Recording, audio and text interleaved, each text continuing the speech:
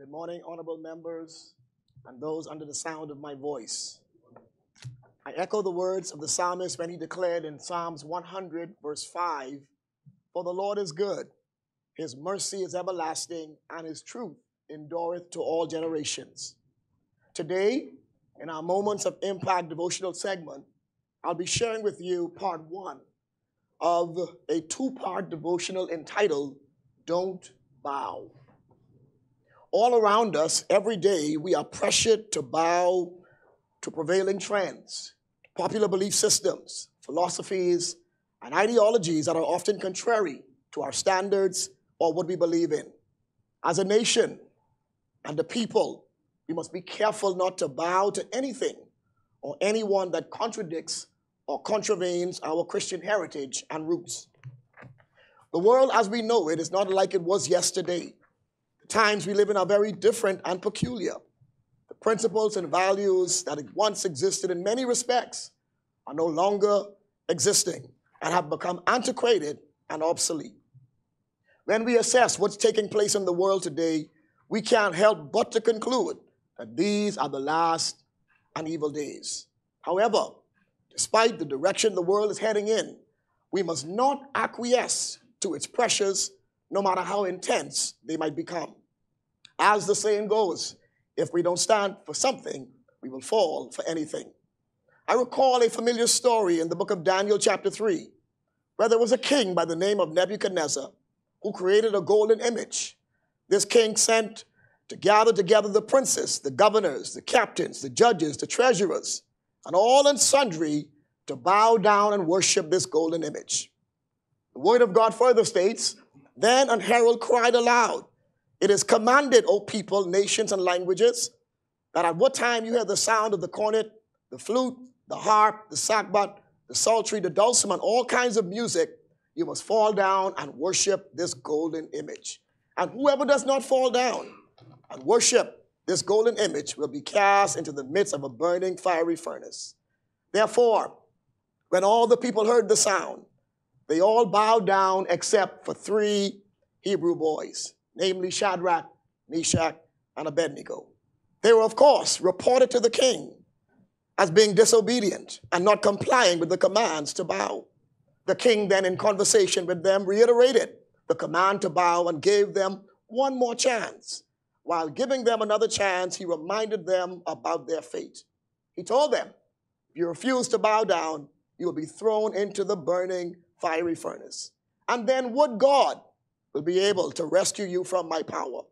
The three Hebrew boys answered and said, 'O king, we don't need to defend ourselves before you. If we are thrown into this burning fiery furnace, the God whom we serve, he's able to save us, will rescue us from your power, your majesty. But even if he doesn't, we want to make it known unto you that we will never serve your God.'" These three Hebrew boys teach us several lessons about not bowing. First, they teach us, no matter what pressure you're facing, don't bow.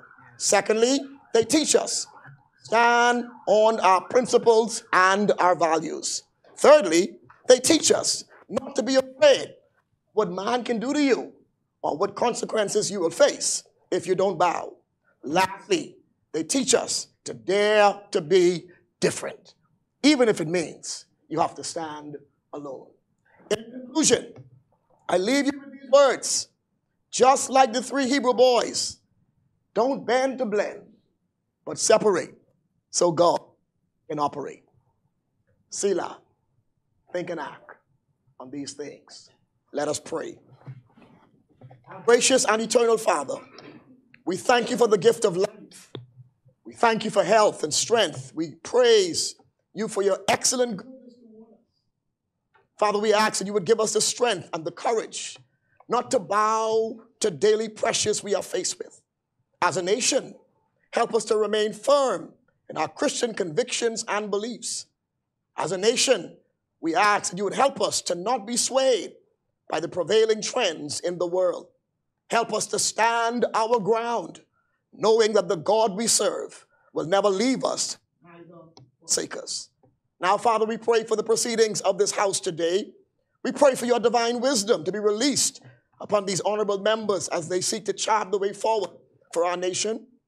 We pray, Almighty God, that respect and maturity will prevail in this honorable house today, and though no tempers will flare up in the name of Jesus. We pray for your peace to fill this honorable house. And oh Lord, continue to lead us as a people into greener pastures and a brighter future. In Jesus' name we pray. Amen. Let us repeat the Lord's Prayer. Our Father, who art in heaven, hallowed be thy name. Thy kingdom come. Thy will be done on earth as it is in heaven. Give us this day our daily bread, and forgive us our trespasses, as we forgive those who trespass against us. And lead us not into temptation, but deliver us from evil. For thine is the kingdom, the power, and the glory, forever and ever. Amen.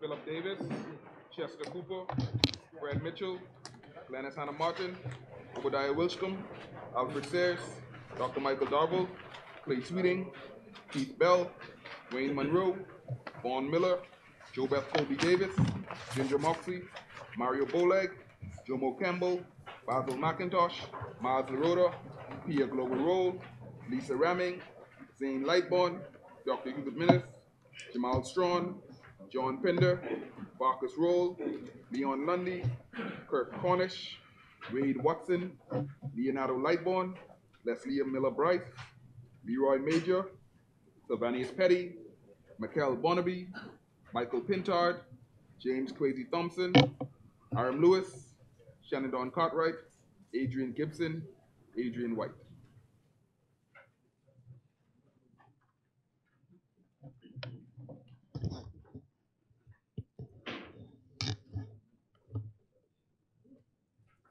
Good morning, honorable members. Today we begin the people's work in the form of the budget debate, but before we begin, several things. I'd like to wish a very happy birthday to the honorable member for Caroline and Rumkey in San Salvador.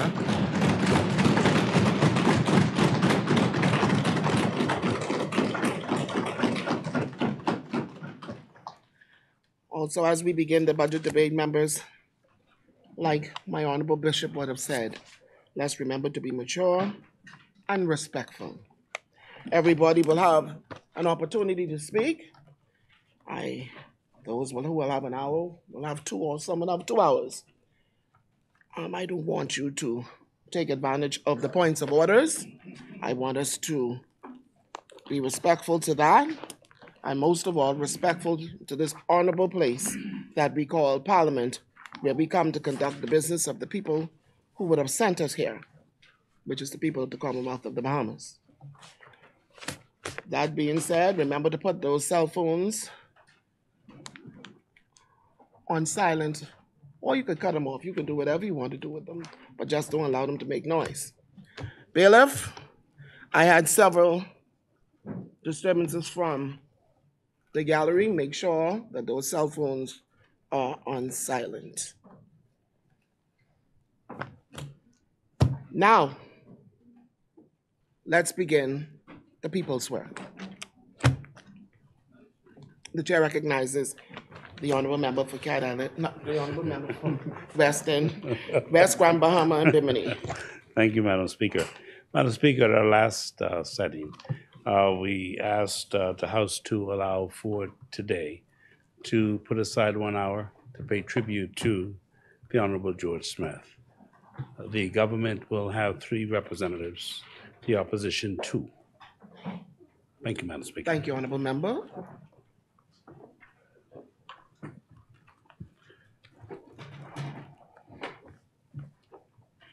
Before we begin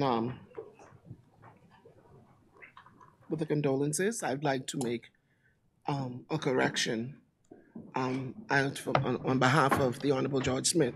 It is to my understanding that he served 29 years and not 24, and he also served until 1997. And I'm going to blame that all on my clerk, Mr. Forbes. He gave me bad information.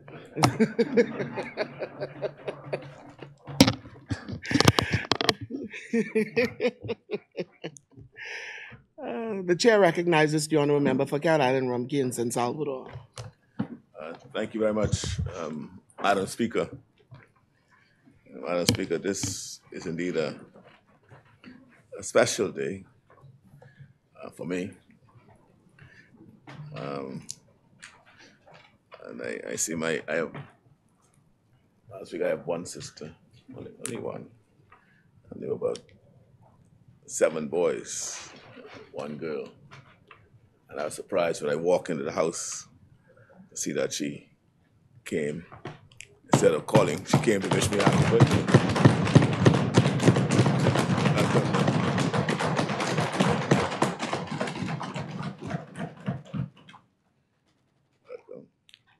Her name is Diane.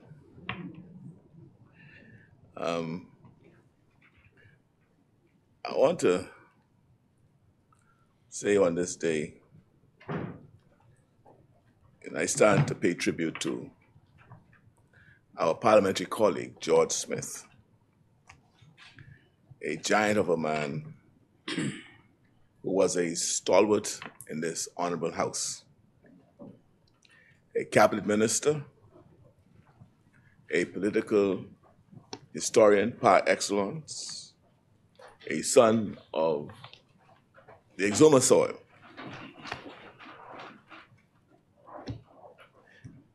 a forefather of this free, modern, democratic, and independent state we call the Commonwealth of the Bahamas, a dedicated public servant, a Bahamian nationalist, an unrepentant advocate for the progressive movement, and an ardent defender of all that was Bahamian. Madam Speaker, his distinguished record of public service began with the advocacy as a young member of the National Committee for Positive Action, a think tank, policy advisory body, and an advocacy and pressure group that became the voice of progress and change among the Bahamian masses during the late 50s and turbulent 1960s. He and countless other freedom fighters stood on a platform of social justice and in the vanguard of change as he tirelessly advocated for majority rule as an active participant in the modern political development and evolution of our nation. George Smith would officially enter frontline politics on the 10th of January 1967 at the tender age of 27, when he contested the Exuma seat as a candidate for the then opposition Progressive Liberal Party. He was not successful in that election, but following the untimely death of Uriah McPhee and a decision by the governing PLP to take the nation into another general election to secure a decisive electoral mandate, George ran again for Exuma. This time, he was successful and he served the community of his birth with distinction for 25 consecutive years. He was party to many pieces of historic and groundbreaking legislation in this honorable house, and his contributions to the pivotal events in Bahamian history will and must be memorialized.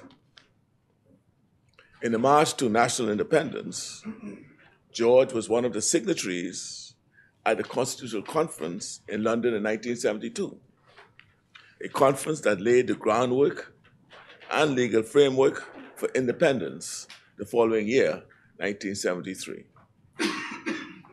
His service as chairman of the inaugural Independence Secretariat which coordinated the preparations for independence and all of the connected celebratory events, essentially etched George's name in the annals of Bahamian history as the birth of a new nation emerged. As an executive, George is perhaps best known in his capacity as Minister of Agriculture, Fisheries, and Local Government, where he superintended the accelerated production of agricultural and marine products, goods and services that led to the economic empowerment of many, many Bahamians.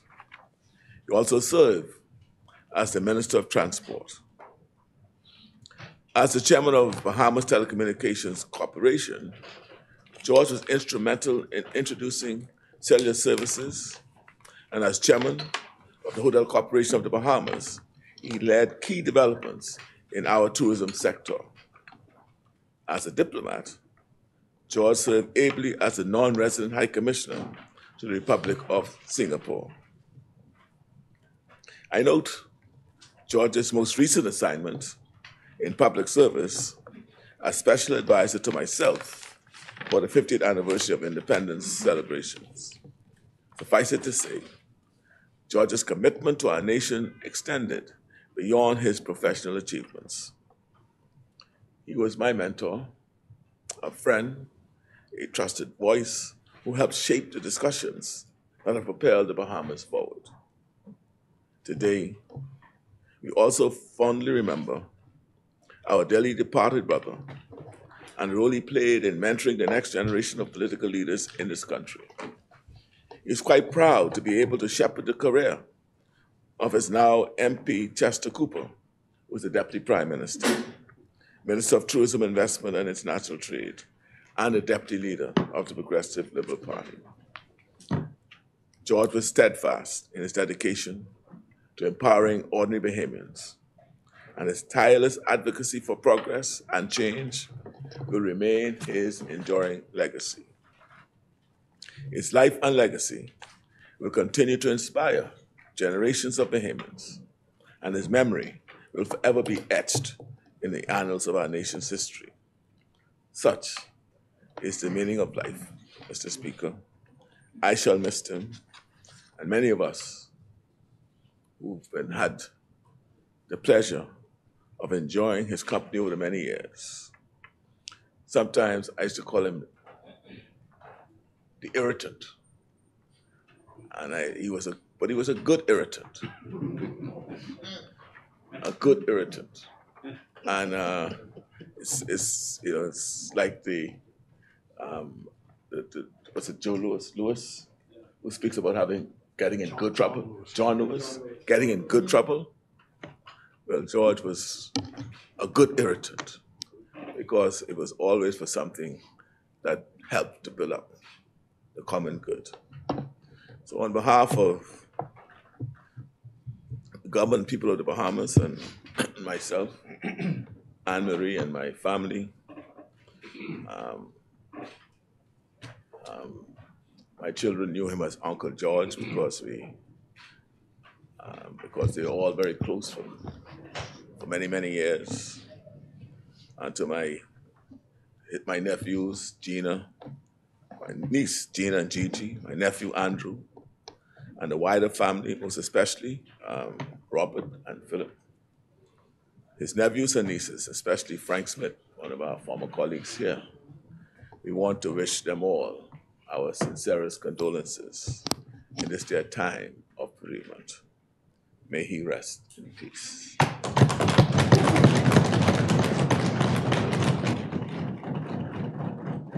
Thank you, Honorable Member. The Chair recognizes the Honorable Member for Exumers and Ragged Island.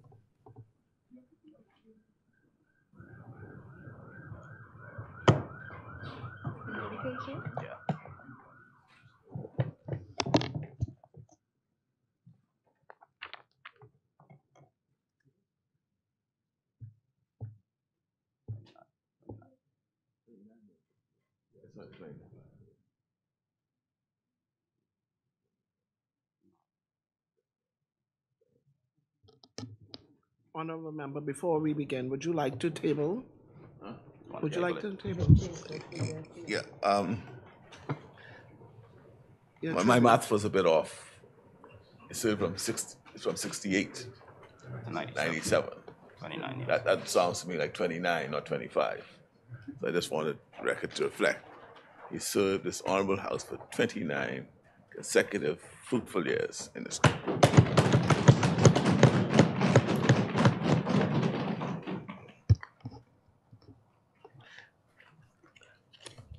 And Madam Speaker, I beg to lay my contribution to George Smith. Certainly, Your Honor. In order that the document be brought up.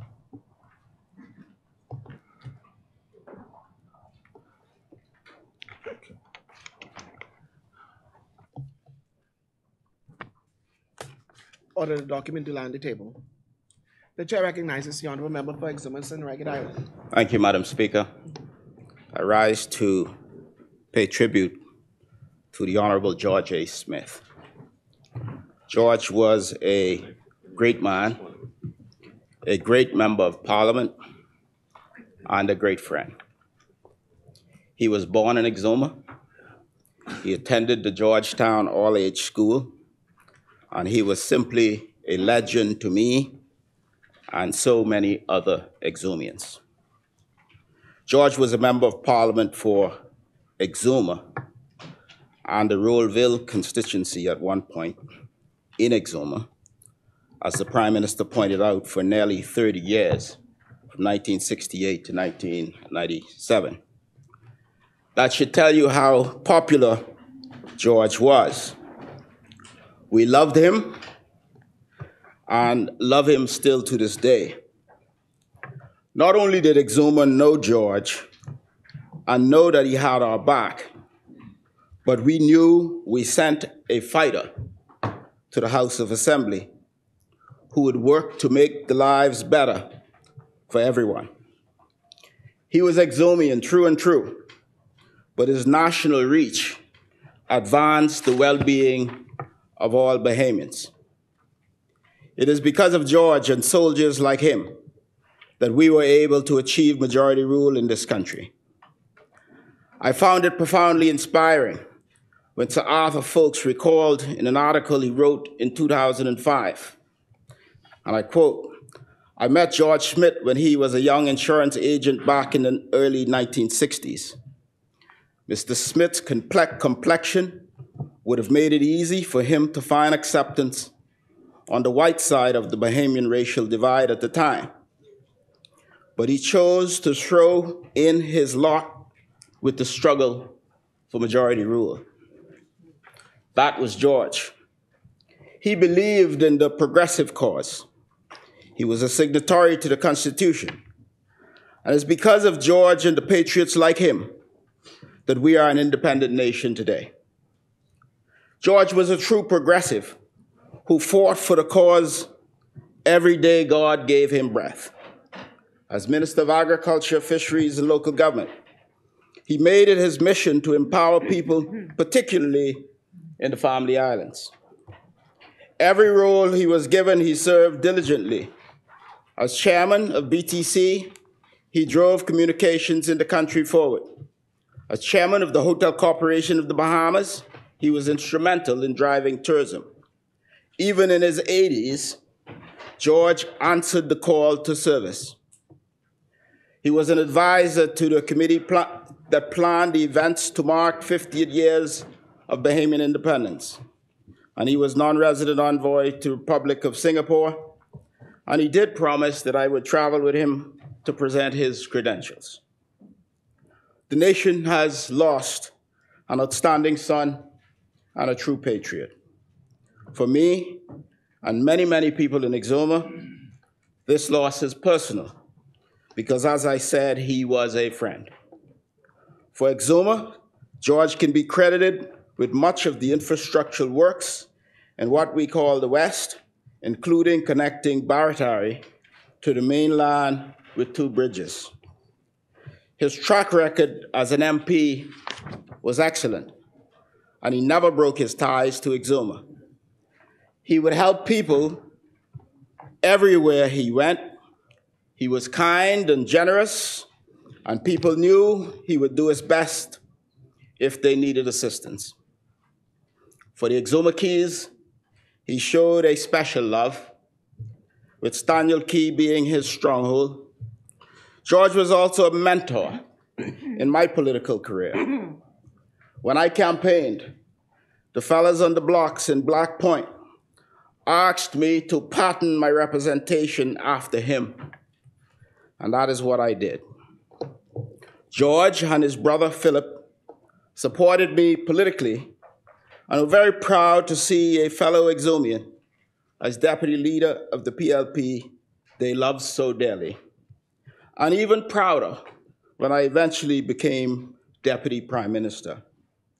In fact, during elections, George was consistently active. He insisted on opening and closing the polls at Black Point. He was gracious with his time and generous with his resources. We shared many lunches over the years, and I benefited tremendously from the wise counsel he would always offer. He was a man who spoke truth to power, even when it was politically inconvenient, and encouraged me to be sure that I speak my truth as well. George is a man with range. He was a man who could have a conversation with a man on the street as easily as he could with an intellectual or an investor. And he was always concerned about the people. It was his passion and his purpose. And one of the last times George and I were together was at the opening of the Forbes Hill Cultural Village in the settlement where I was born. He gave brief remarks that lasted about 25 minutes.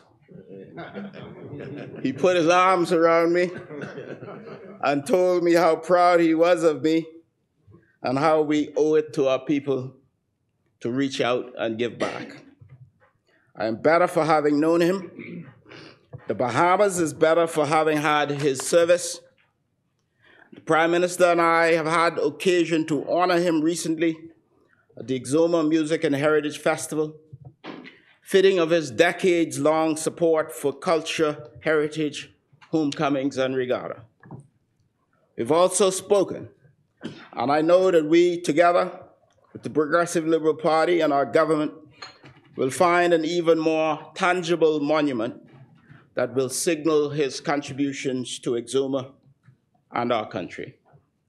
So today, on behalf of the grateful people of Exuma and the Exuma Keys, and Bahamians everywhere, on behalf of my dear wife, Cecilia, and all of my family, on behalf of the Exuma branch of the PLP and PLPs near and far, I offer condolences to his children, Gina, Gigi, and Andrew, his grandchildren, his brothers, Robert and Philip, his nephew, Frank, his niece, Phyllis, who I had an opportunity to work with closely, and the entire family, and his many, many, many friends.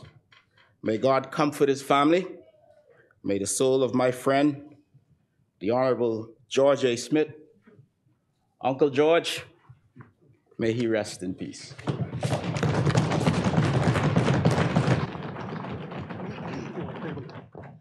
Thank you, Honorable Member. Honorable Member, would you like to table your contribution? Yes.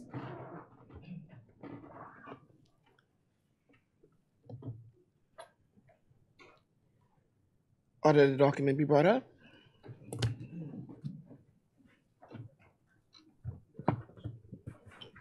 Order the document do lie on the table.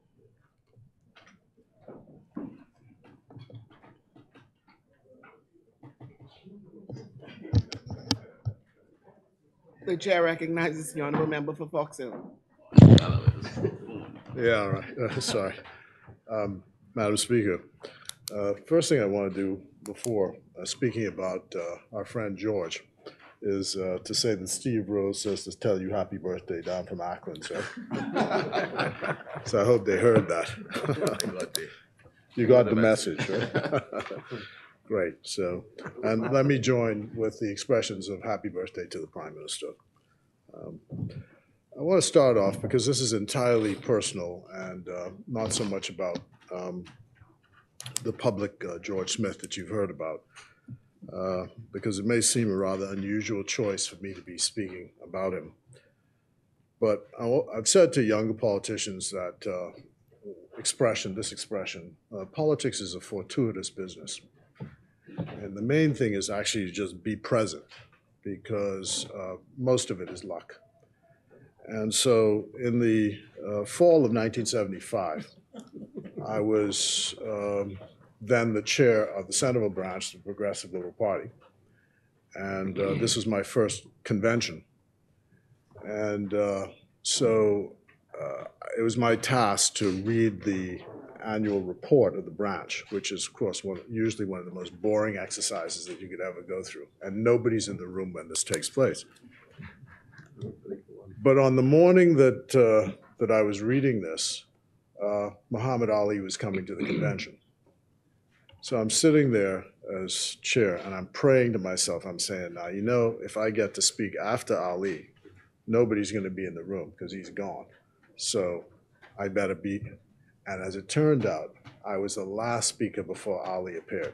So the room was full. All the ministers, everybody was there. And I gave this speech. And I remembered Pinling jumping up and ran up to me and said, "Boy, you're on your way."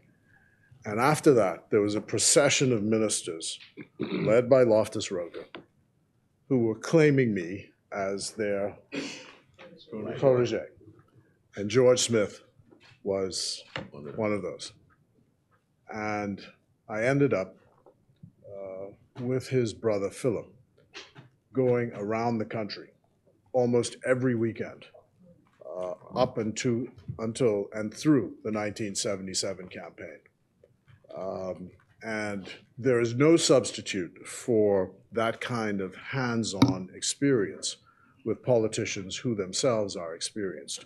And it was open, there was no guile associated with it, and we had long journeys with his man Rocker, going from and the roads, of course, in Exuma were horrible in those days, so it took you almost an eternity to go from Georgetown to Rollville, but that was with George, and then with Philip and his campaign in North Long Island, at Rumkey and San Salvador, in the constituency there. And so that was the beginning of a long and fruitful journey. And I had the occasion to speak to Philip, his brother, to thank them, really, both of them, for allowing that opportunity, because this would not have been possible this morning if it had not been for their openness to allow that experience to take place. And it is something which I try to copy in my own public life with regard to politicians or people who are interested in public service. So you've heard that George Smith was the minister responsible for agriculture and fisheries. And his portfolio also included local government and the responsibility for the Family Island Regatta. So as a result of that, when the 25th anniversary of the regatta took place, the National Regatta took place, he appointed me to the committee to memorialize and celebrate the 25th anniversary of the National Regatta. I think in that year, he actually changed the nomenclature from Exuma Regatta to National Regatta, if I'm not mistaken, in that year. And of course, I got the opportunity as a result of that, again fortuitous, to meet Bobby Simonet, who for me was only a figure that I read about in the newspaper, because he was one of the founders of the regatta back in the 1950s, and got the opportunity again to have an exchange with why they did some of the things they did, why the government acted in the way they did in some of those matters. So an interesting experience also down to George.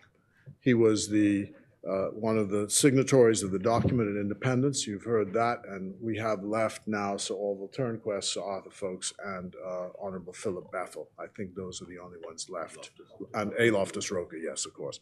I've spoken to him as well. As a matter of fact, I called Loftus on the day that George died to say, well, you know, only you and Philip Bethel and Orville now left with Arthur Folkes.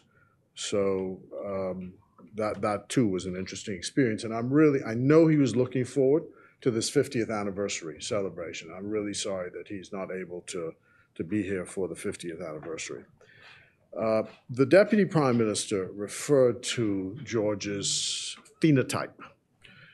And I want to go to that for a minute. There's a poem, I think it's by Robert Frost, that says, two roads in the wood. And I took the road, the one less traveled. And that has made all the difference. And I want to associate that with George Smith because what Arthur Folkes says is a telling point about our country and those who may not recognize what our country was prior to 1967. If you want to have some idea of this, it's probably a good idea if you can get a hold of a book called Race and Politics in the Bahamas by Colin Hughes. And it outlines the history of the political struggle and this fault line or cleavage in our politics of race. W.E.B. Du Bois says that in the 20th century, the color line would be the defining political line. And so George was sitting at a table or at the bar in what was then called Green Shutters.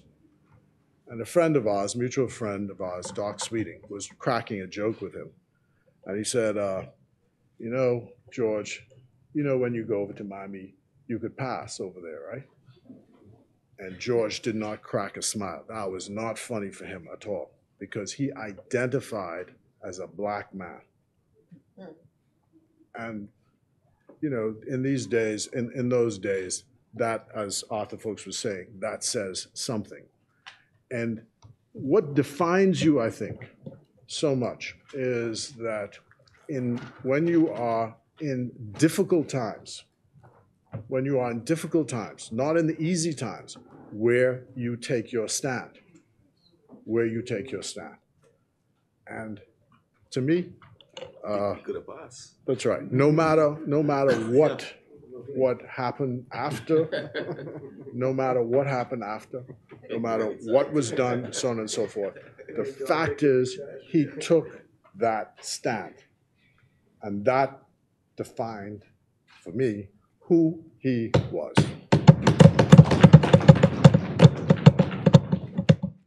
And if you want some explanation of what this was like, Derek Burrows, who is a friend of mine from Sunday school at the Gospel Hall, did a movie called Before the Trees Were Strange. I think you should. That's worth watching. It's actually worth watching because it defines so much of how important an issue this was. And I guess in some senses it's still an important issue for us today. And we were at a meeting the other day. My colleague Sean McQueenie was saying that, you know, we've never had any kind of national discussion on this issue of race in our politics, where it is and how it defines itself. Because, of course, there's a lot of embarrassment connected for some people with it. Some people, it goes to their identity. Not knowing that the one thing that I keep repeating from Martin Luther King is that the only thing that counts is the content of your character. All of this stuff, all this external stuff, has nothing at all to do with anything. The only thing is what kind of person you are. What kind of person you are. Are you honorable? Do you support your family? Do you support the country? Do you serve God? Those are the important things. The phenotype, unimportant.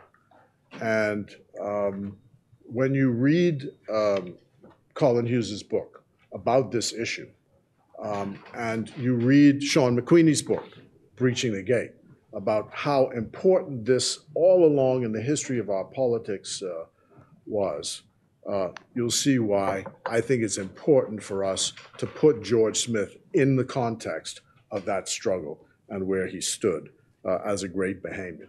He's a great Bahamian, not a white one, not a black one, but Bahamian, and that supersedes.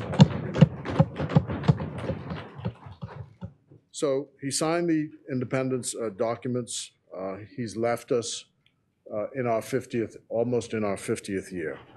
And it's really only left for me to say at this point, my grateful thanks for helping to launch what has been for me a wonderful career, and one which, a career in public service which I would recommend to any Bahamian coming up. And I send him to God, bless him on his way, and thank him most sincerely. Thank you, Honorable Member.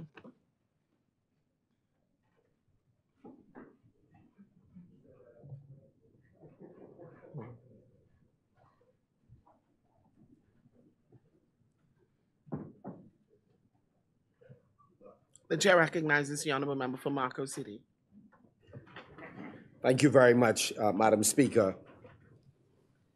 It is an honor on behalf of the Free National Movement and the opposition to join our voices with our colleagues opposite in paying tribute to the late George A. Smith.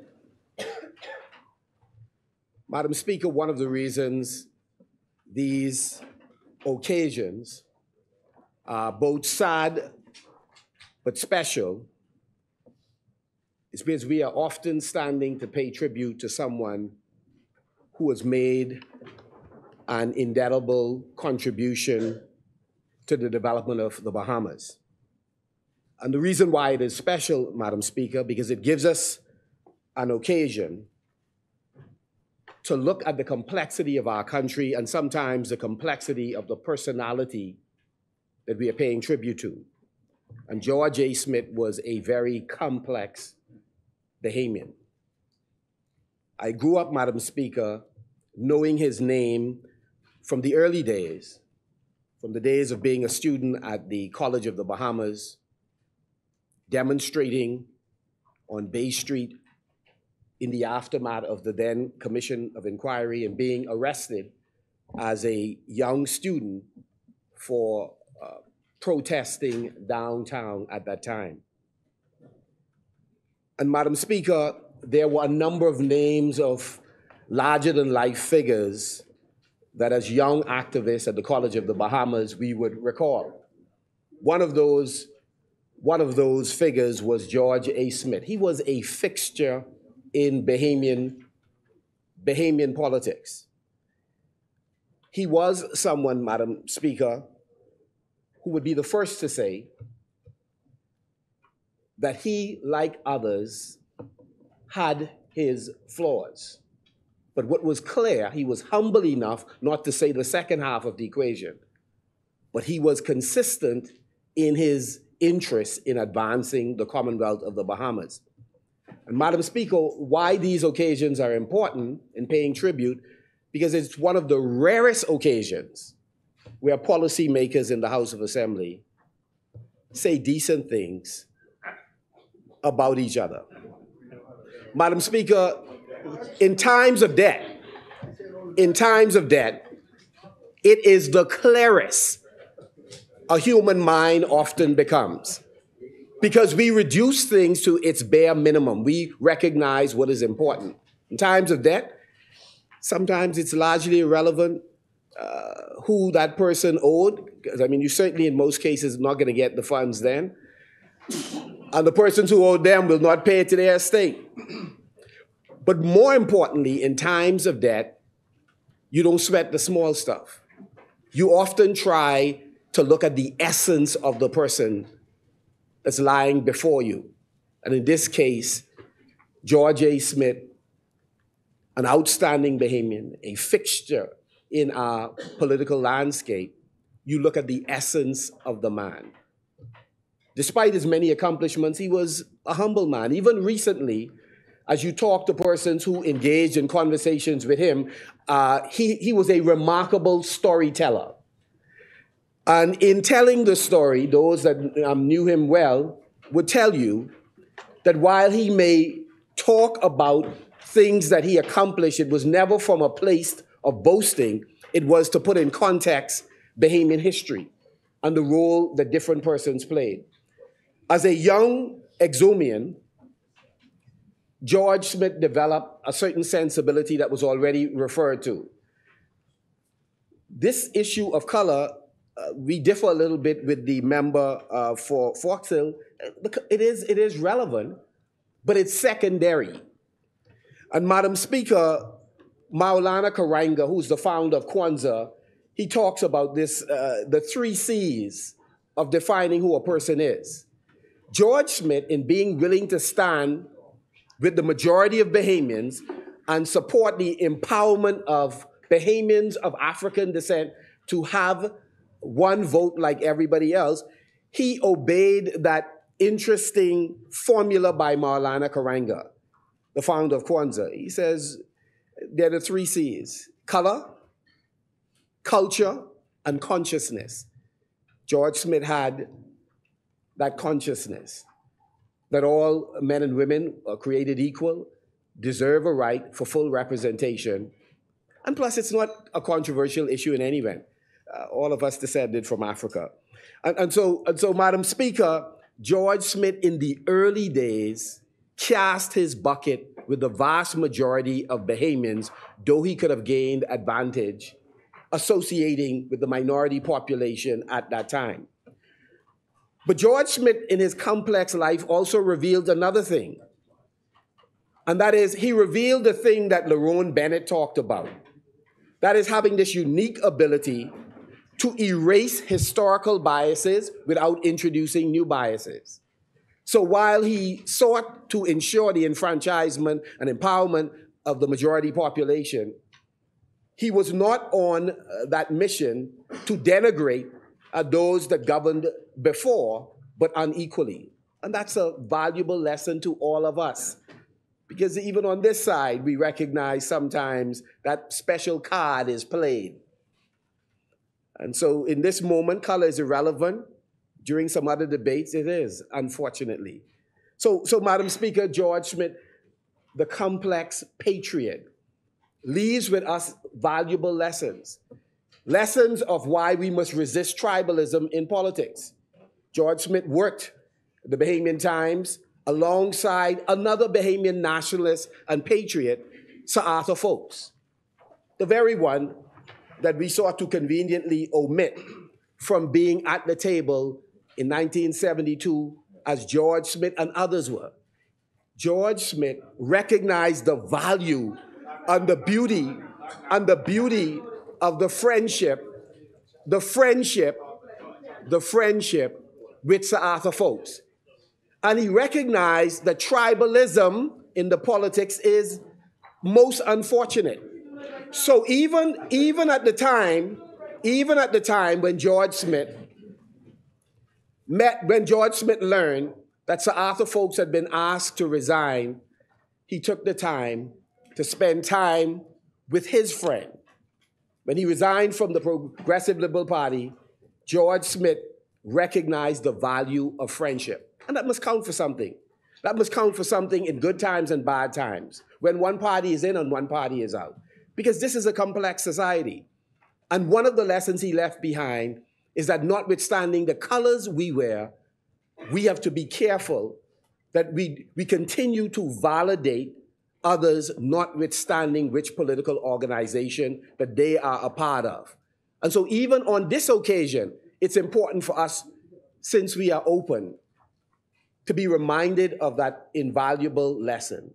The dignity of all Bahamians, no matter what side of the political divide they're on. So he played an incredible role in majority rule and again in independence alongside patriots who wore different colors later in life.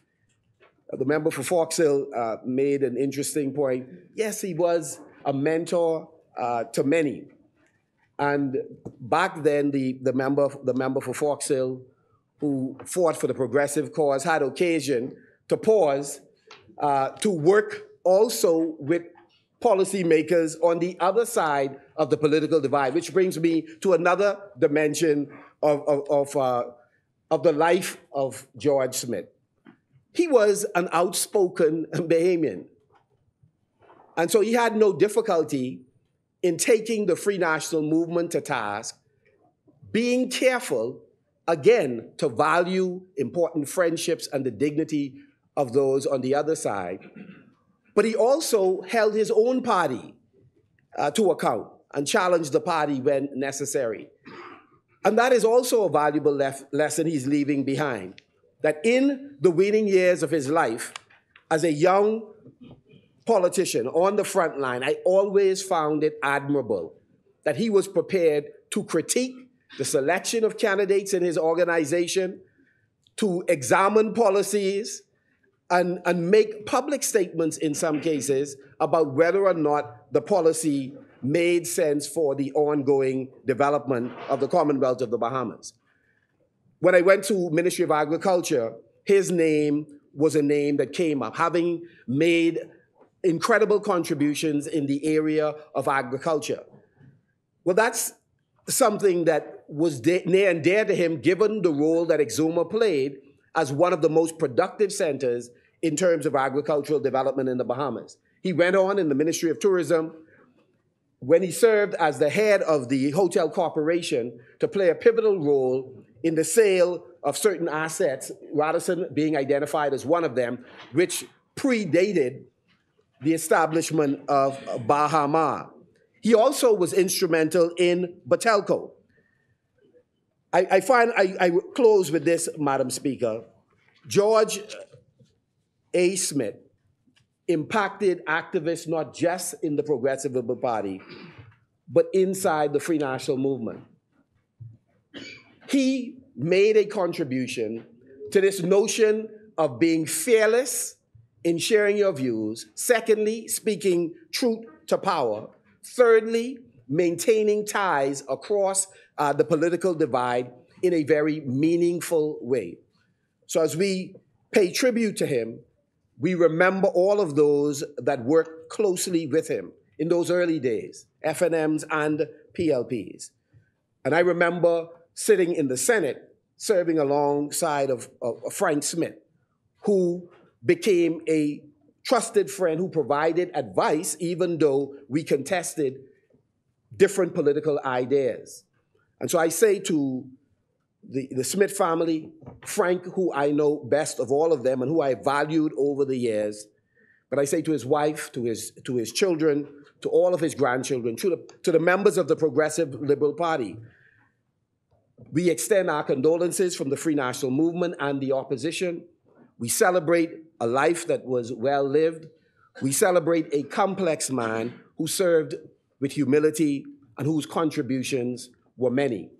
And we pray that his soul will rest in peace and rise in glory.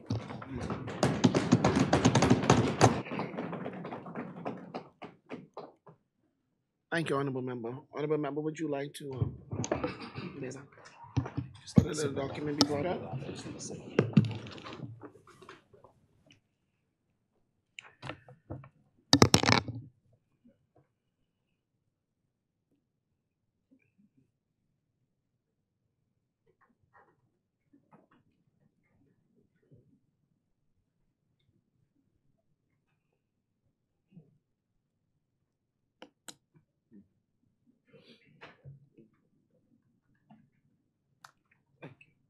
Order the document to lie on the table. The chair recognizes the Honorable Member for St. Barnabas. Thank you very much, Madam Speaker. First, let me give Almighty God thanks for allowing me to wake up again in this beautiful country, great country, the Commonwealth of Bahamas. Madam Speaker, it is in fact occasions such as this that I wish, and I'm sure other members here wish that can last all day, and for the period of an electoral cycle, because it truly is a reminder in a profound way why we are here and why it is that we do what we do, Madam Speaker. Madam Speaker, I consider it a blessing at 46 years old that I've had the opportunity very early in my life, from a very young age, I would say as young as 8 years old, to understand and appreciate the commerce of relationships, and how important they are to your individual progress and development as a person. So I would have been very fortunate at a very young age to pump gas at my stepfather's gas station on Shirley Street and Mr. H.L. Road, and would have had the opportunity to come in contact with some of the greatest sons and daughters of our country, not just those nationally, but also ordinary Bahamians that continue to contribute mightily to the Commonwealth of the Bahamas.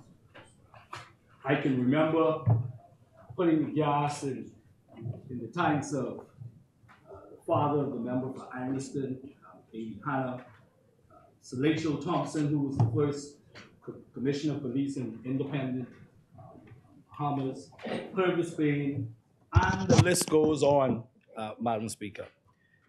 And later on in life, I would have been fortunate enough to associate myself in a number of fraternal and civic organizations, and one being the Lunch Bunch that I've mentioned before. The member for Fox Hill is a member, as well as the member for Pinewood. And it was on those occasions, Madam Speaker, that I got a chance to meet and to have many conversations with the Honorable George Smith. And you have to keep in mind, Madam Speaker, that for a young man, a young politician as myself, to be able to have conversations with the likes of George Smith and also Sir Arthur Folkes, Sir Orville Turnquest, these great men on whose shoulders that we stand, with something that continues to stay with me to this day. Actually, most recently, I think it might have been a month ago, at a recent lunch of ours, I had the opportunity to sit down with the Honorable George Smith. And what has always been consistent is, yes, his love for the Progressive Liberal Party, no doubt, but make no mistake, his love for the people of the Commonwealth of the Bahamas, and his constant encouragement about, in this 50 years, where we need to go in the next 50 years. At one time, the name George Smith was as synonymous with Exuma as the name Georgetown. And for many persons, in fact, they probably would say that Exuma was indeed George's town.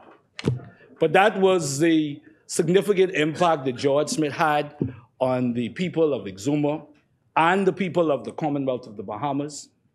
Again, I always thought it was important, though younger, to understand the contributions of persons like the Honorable George Smith, his contribution to the Ministry of Agriculture, the Ministry of Transport, and to the Hotel Corporation, and all of the other contributions he would have made while serving 29 years in this Parliament.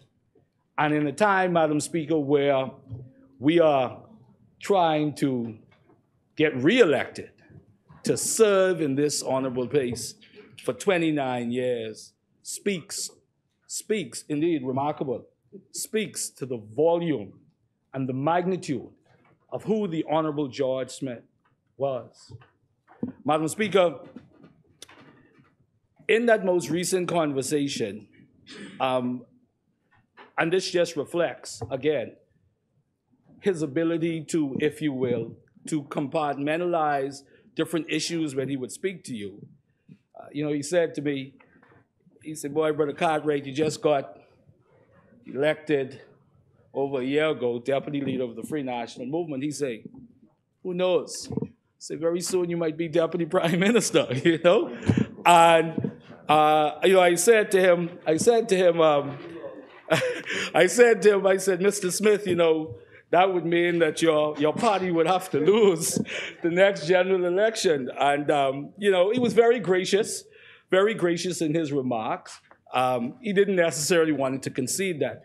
But his focus was on what I was able to contribute, he saw, to the Commonwealth of the Bahamas and the development of the Commonwealth of the Bahamas, Madam Speaker. As I close, Madam Speaker, and the leader of the opposition, the member of Parliament for Marco City, talked about it.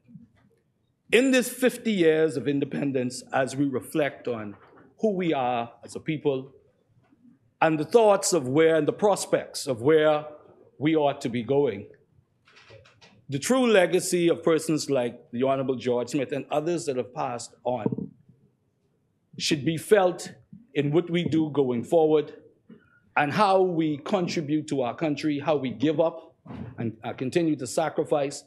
Because truly, as I always say, Madam Speaker, the distinctions before and after our name is not what people will remember. They will remember how we would have contributed mightily to the development of our country, Madam Speaker. Madam Speaker, 2 Corinthians says that I've poured out myself like a drink offering. The Honorable George Smith has poured out himself for his people and for his country. And indeed, the Bahamian people and the Commonwealth of the Bahamas is better for it. We honor him and we thank him for his service. May his soul rest in peace and rise in glory. Thank you, Madam.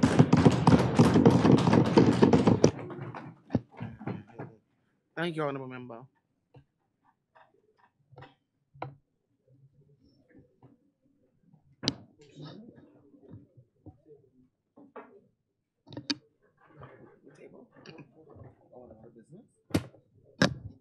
We will now go down the order of business.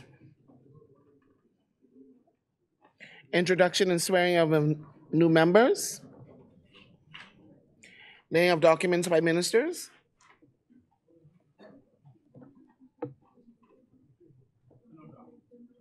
Thank you, Honorable Member.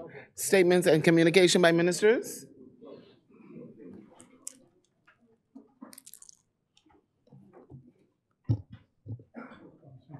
The chair recognizes the Honorable Member for West Grand Bahama and Women. Madam Speaker, I beg leave to lay on the table of the House a copy of the following: the public holidays with Monday 2023, opening of shops notice 2023. Thank you, Honorable Member. Order the document be for her.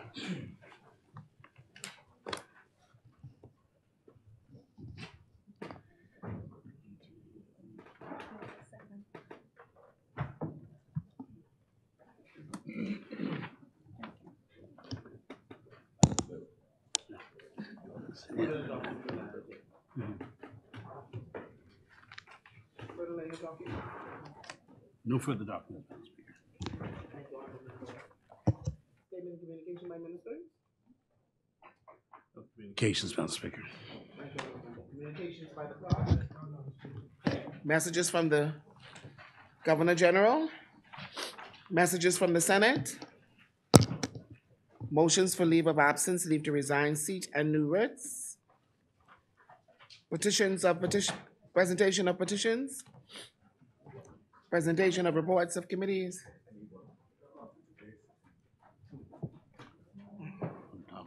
Adoption of reports of committees. First reading of bills. Madam Speaker, The chair recognizes the honorable member. I wish to I beg leave to introduce and have read for the first time a copy of the following: a bill for an act to amend the Boat Registration Act. Thank you, honorable member. Is there a seconder? Second. Thank you, honorable member. Order the document be brought up.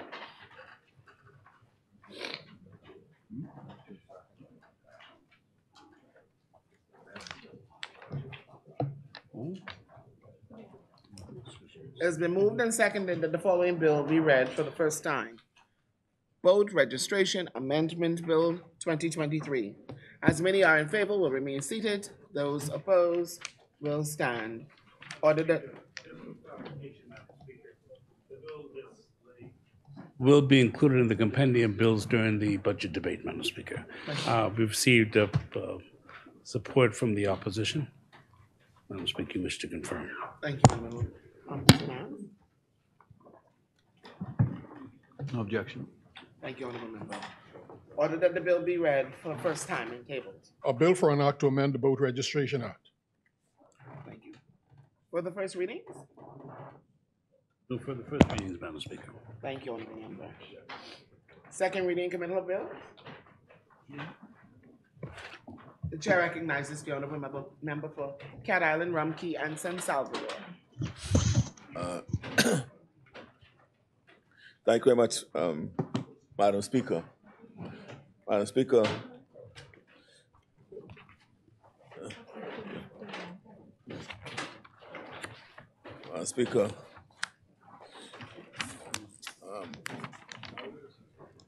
I rise and beg leave to,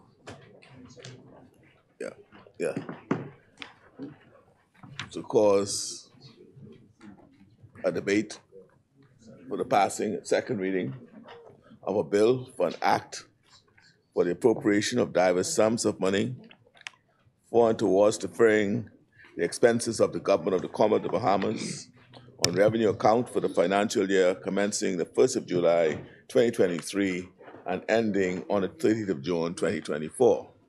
Madam Speaker,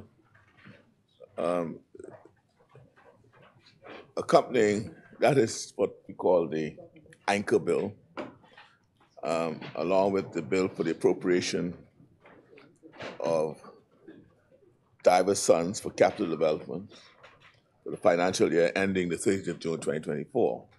But there are several money bills that accompany the budget exercise, which is led, as I said, by the bill number 74. We will be debating this as a compendium, as is the usual practice at this stage. All bills related to the draft estimates of revenue and expenditure and the underpinning legislation. We expect that we'll be able to debate those as a compendium. If I have to list them now, I could, but they all, want me to list them? Okay.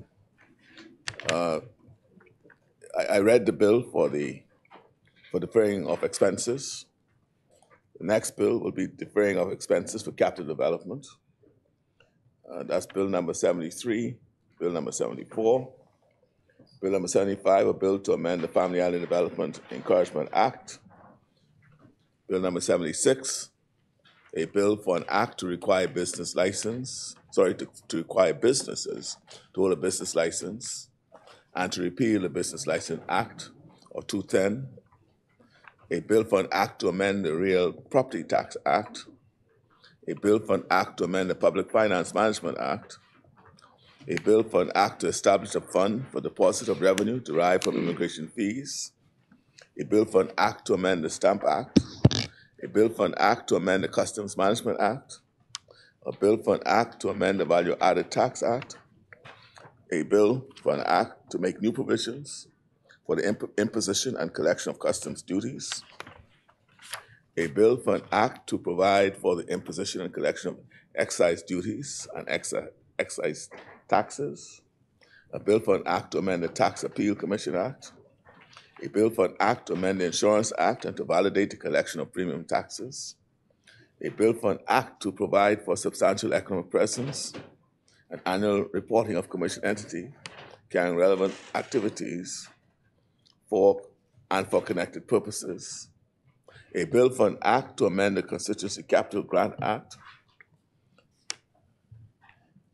a bill for an act to establish a Tourism Development Corporation and the Tourism Development Fund, a bill for an act to amend the Hotels Act, a bill for an act to amend the University of Bahamas Act, a bill for an act to amend the Fisheries Act, a bill for an act to provide for the sale of plants and animals by the Department of Agriculture, a bill for an act to amend the Immigration Act,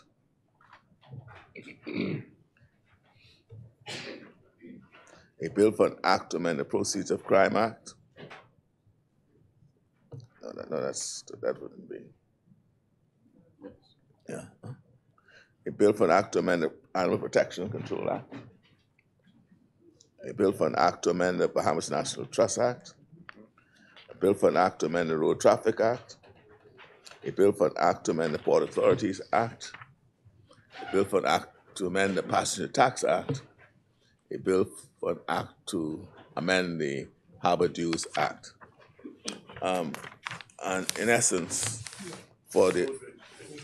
and the Boat Registration Act that was laid this morning. You just have a copy of it. Thank you. And a bill for an act to amend the Boat Registration Act.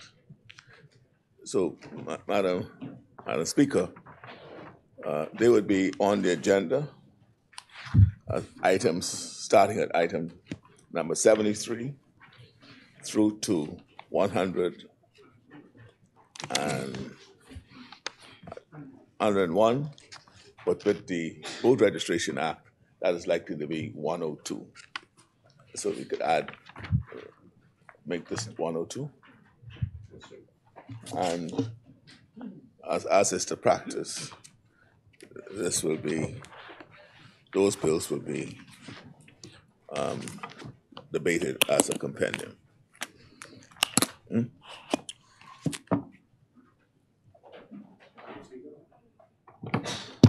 The chair recognizes the honourable member for Marco City. Madam Speaker, we are concerned only about one of the bills that we think should be a standalone debate, which would be the tourism bill, the tourism development bill, and wish to raise that issue.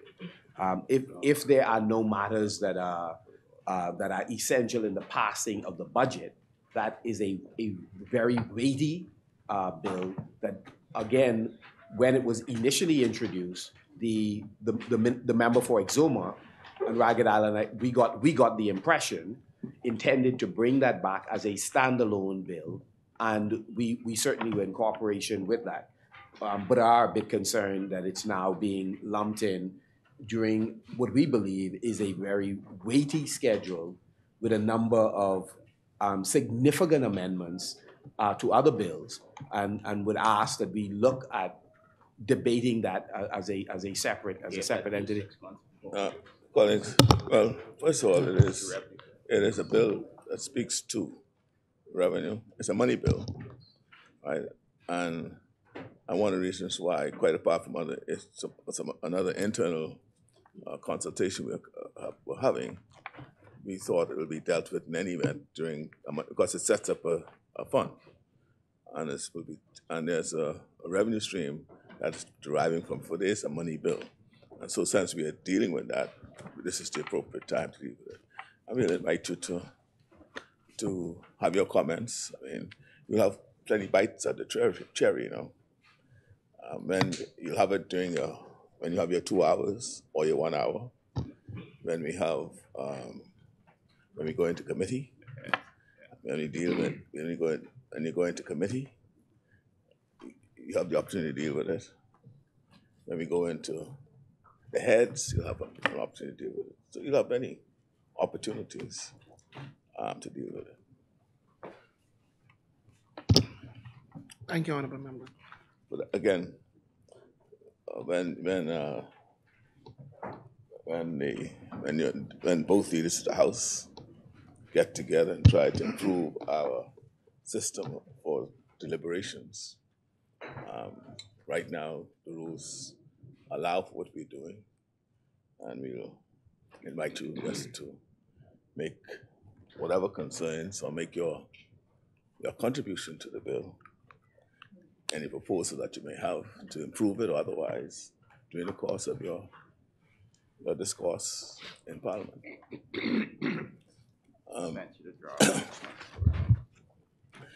Madam Speaker, last Friday was Labor Day. That is always an important occasion, but an especially moving one in the year that we celebrate our 50th anniversary of independence. Moving, Madam Speaker, because it was the courage of Bahamian workers standing up for fairness and justice and dignity that ignited the fire that could not be extinguished. A fierce conviction in the hearts of our people that we deserve to be a free and self-governing nation. On Friday, I marched to honor our country's leaders and activists, past and present. I thank God for giving our country the fighters we needed when we needed them, and showing us that when we stand side by side, shoulder to shoulder, injustice can be overcome. Yes. That is a lesson that continues to echo and inspire. We can be very proud of how far we have come, while still acknowledging that there's so much work yet to do. To build a country in which all Bahamians are lifted up, to build a country in which every one of our children can reach for their stars. That work is why we're here today. That is the purpose driving us forward. And that is the vision, a vision which honors the dignity and potential of every one of us. That is the vision behind the budget we are presenting to the people of the Bahamas. Madam Speaker, it ain't always pretty, but it does keep you real. Just as our nation's independence was rooted in the courage of Bahamian workers, and just as the roots of a tree anchor it to the ground, my roots in Cat Island serve as my anchor. Over the weekend, I had the chance to dance with young and old at our Rake and Scrape Festival, and to enjoy the warmth, humor, and straight talk of Cat Islanders. Cat Islanders are always going to serve you the truth, straight up. And like I was saying, it keeps you real, even though it's not always pretty. And it remains the great privilege of my lifetime to represent them, and to represent the equally straight-talking and magnificent people of Rumpke and San Salvador. It is wonderful to see progress coming alive in my constituency. Yes.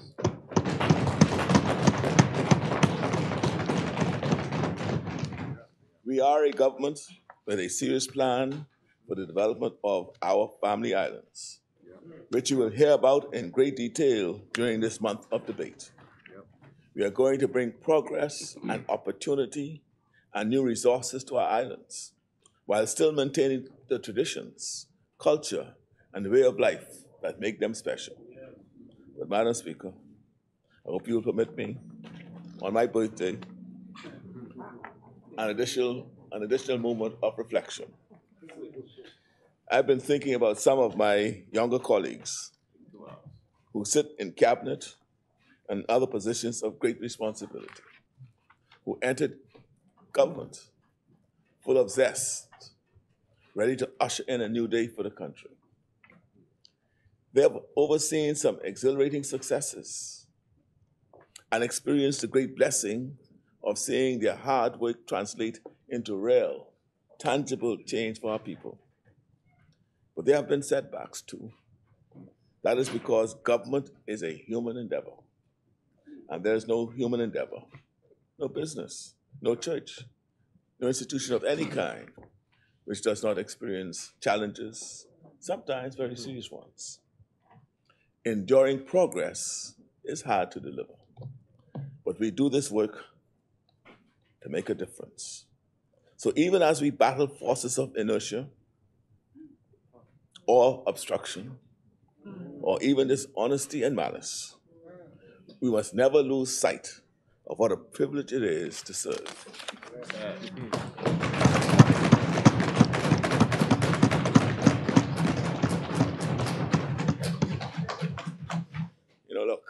Look, accumulating so many birthdays has many upsides and one or two downsides. It is possible, although I'm not confirming it, that I'm not quite the second baseman I used to be. That's the downside. That's what you're talking about. But one of the upsides is perspective. Perspective. So let me share what's really important. Let me share what really matters. In our first 20 months, we opened 2 airports in the Family Islands. Yes. And we're going to open 14 more. Yes.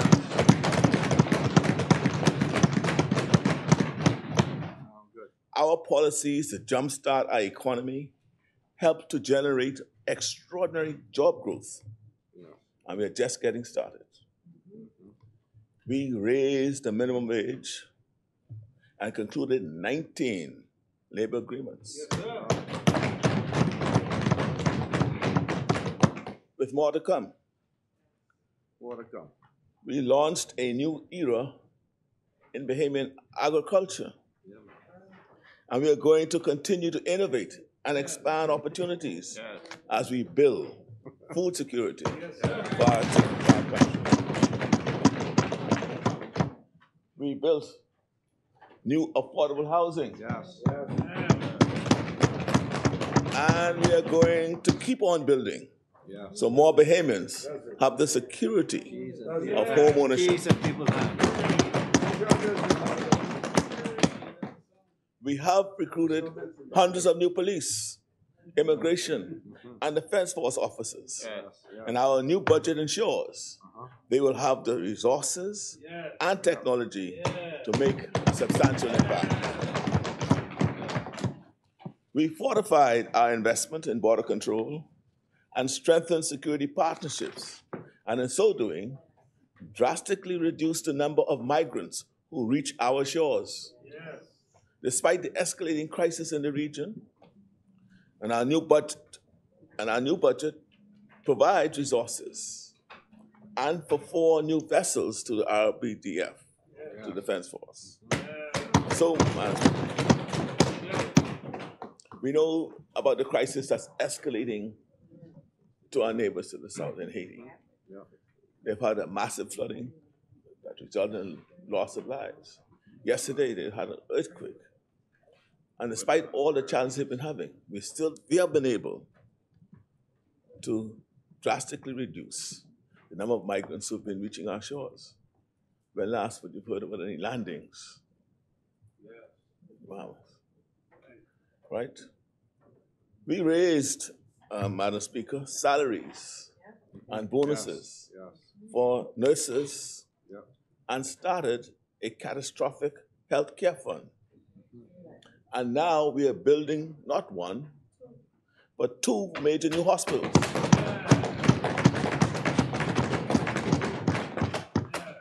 Renovating clinics across our islands and launching a new organ transplant program. Speaker, somebody called me this morning to speak about launching about this prospect. And I told them it's real.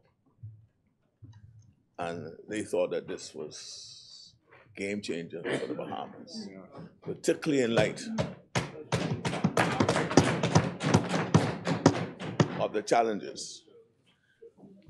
The advice I got was that we have to sensitize the Bahamian people about organ donation, becoming an organ donor, and to let them understand that all they're doing is giving life. And that person reminded me that Jesus came to earth to give us life and to give it abundantly. And he said, this is in keeping with giving life. And so, Minister of Health, that person will be on to you very soon to help you in your program.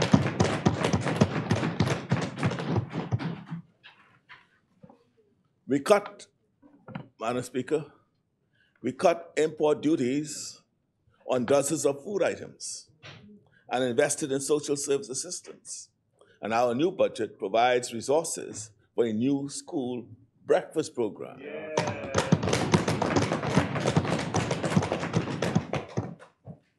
We launched the National Youth Guard program, that's Mario, which provides training and skills for young people who will bolster our capabilities during emergencies.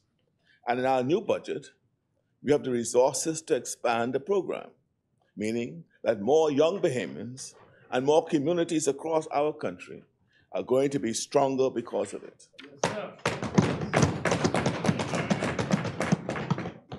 We are a leader in sports once again, hosting important games and events. And we're going to continue to build the orange economy and develop Bahamian talent with support of our extraordinary athletes and with a new school for the performing arts. We have raised the country's profile on the world stage and become an important voice in the fight for fair climate finance. And we will continue to build alliances with small island states and others who share our sense of urgency about reducing global emissions and compensating those of us on the front lines of the battle. So you see, Madam Speaker, God has granted us this opportunity to serve, and we are serving with all our hearts. We are choosing to be inspired by progress rather than being discouraged by difficulty. We are choosing to be inspired by progress rather than being discouraged by difficulty.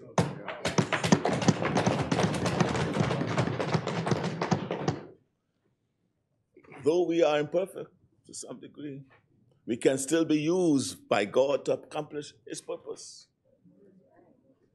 Madam Speaker, we live in extraordinary times. We must hold true to our traditions, hold true to our values and our faith, while embracing the kinds of change and innovation that allow us to fully develop the potential of our nation and people. We have to be open to new opportunities while navigating extraordinary economic and geopolitical uncertainty. The budget for the new fiscal year focuses on 3 pillars for national development: national security, economic security, and personal security. The emphasis on security reflects our conviction that in order to thrive in the 21st century, we must grow stronger, invest in our resilience, and make our country less vulnerable to external shocks. Our country is finally moving on and in the right direction, gaining the momentum we need to make such changes and investments. The economy is open. The government's fiscal performance is improving. Bahamians are working. Businesses are thriving. And our children are making up for lost time in schools. Now, we cannot predict when the next storm or plague will descend upon our shores. We cannot predict the trajectory of global inflation. But we can be better prepared for crisis. And we can invest in our people and in our economy so that we are also better prepared to seize new opportunities. Madam Speaker, when we came into office 20 months ago, we faced multiple crises. The nation had a ballooning debt and a fiscal crisis. jobs were scarce, and our economy reeling from the curfew and a series of lockdowns was in crisis. Our hospitals were full, and our healthcare system was in crisis. And our schools were closed with no plan to repair and reopen them, leaving our children in crisis. And much of these woes were intertwined with the heart of the problem. The heart of the problem, a governance crisis. A competent authority who turned out to be not competent at all. A government that became addicted Honourable Member, are you yielding? to emergency powers. What's the point of order? You have to state the point of order. Honourable Member, what is your point of order? Member, Madam Speaker, has made a statement that is inaccurate. Madam Speaker. 100%. Madam Speaker, 100%. for the member to talk about lost time of students is we take no issue with lost time. We all know what those figures are. What we do take an issue with is the statement that no attempt was being made to repair schools and open schools. That is not accurate. It is misleading, Madam Speaker, and it's inaccurate. And so we ask the member to present what evidence he has that schools were not being repaired. Schools have been repaired consistently and reopened. Lost time, we have no issue with that. There's been lost time. Thank you, Honourable Member. You won't be the guardian of the rules, Fort Charlotte? Follow the rules. You follow the rules. Madam Speaker, he'll have his time, No.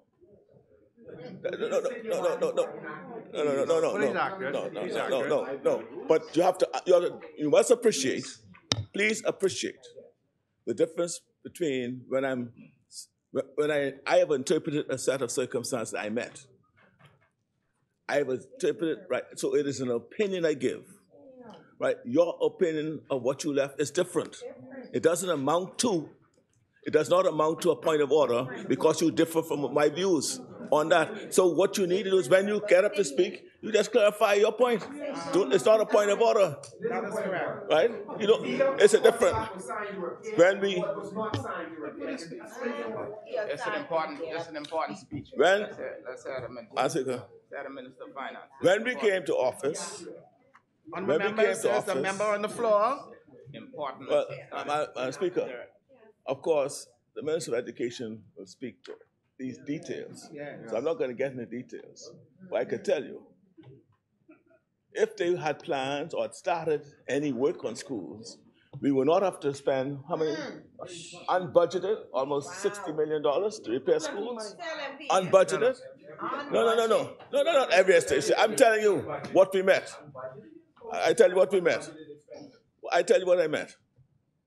So if you had plans, so that's when we came into office. When we came into office, Madam Speaker, see, we did not waste time at all. We didn't waste any time.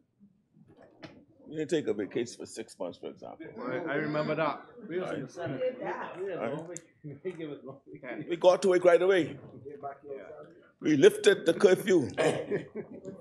We ended travel visas. We provided free testing and free masks.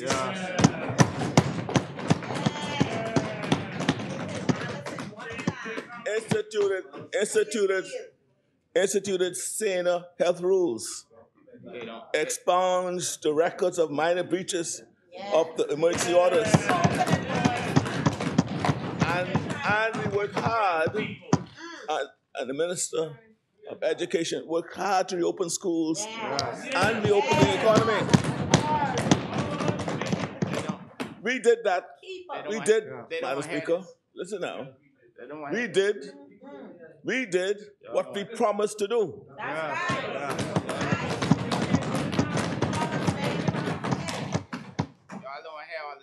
We promised that we'll keep the virus at bay. but without strangling the economy. We understood that if we gave Bahamians, because we believe in Bahamians, you understand, we believe and we understood that if we gave Bahamians the tools to stay safe and keep each other safe, we could fight the virus and revive the economy at the same time. And that's what we did. We believe in Bahamians then, and we continue to believe in them now. This path forward and the progress made would not have happened had the party opposite remained in power. That's true. Would not have happened. That's true.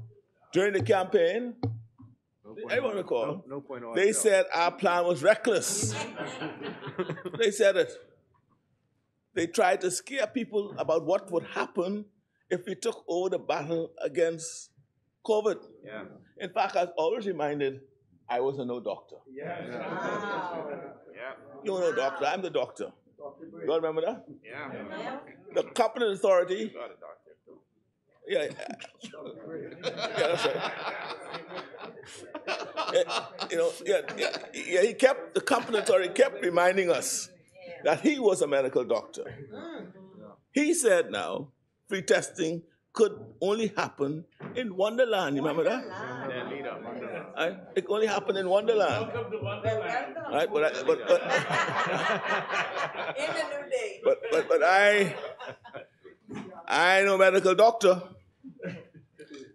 and we made it happen here in the Bahamas.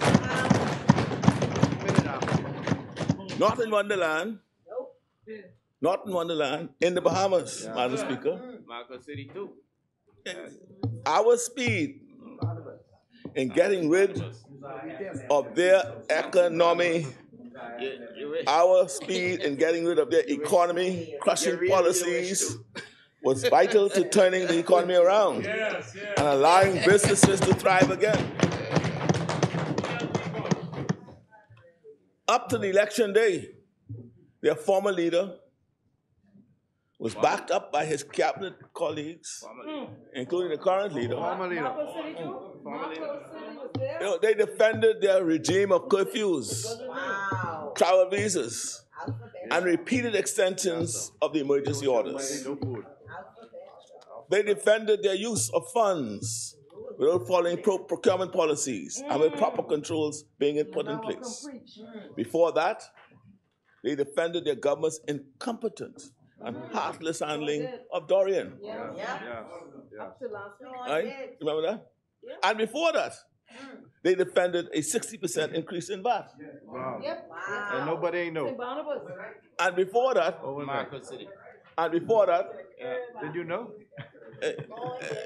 Before that, Anguston, before that, they defended Oban. Remember?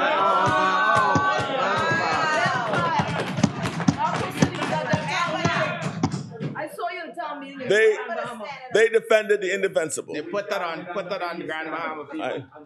And while they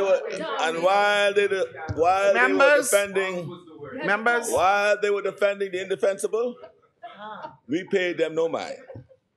We were as eager as the Bahamian people to put their failed oppressive policies in the rearview mirror. We opened the economy and revived festivals and regattas, allowing the economy and job market to rebound as local businesses thrive and life returned to normal.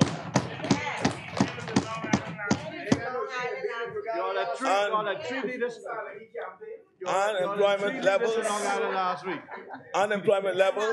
are now down. Unemployment levels are now down to pre-pandemic levels.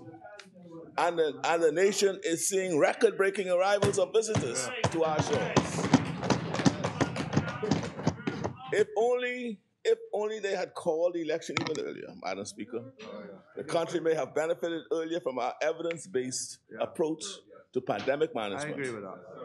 While we reopen the economy, I second that. We prioritize protection for the more vulnerable, including the elderly and those in healthcare facilities. We conducted 172,000 free COVID tests and distributed over 1 million free medical grade masks. Madam Speaker, choices matter.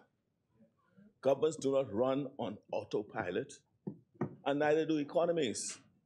That the country is moving in the right direction today is the result of a measured and strategic approach spanning many areas of policymaking.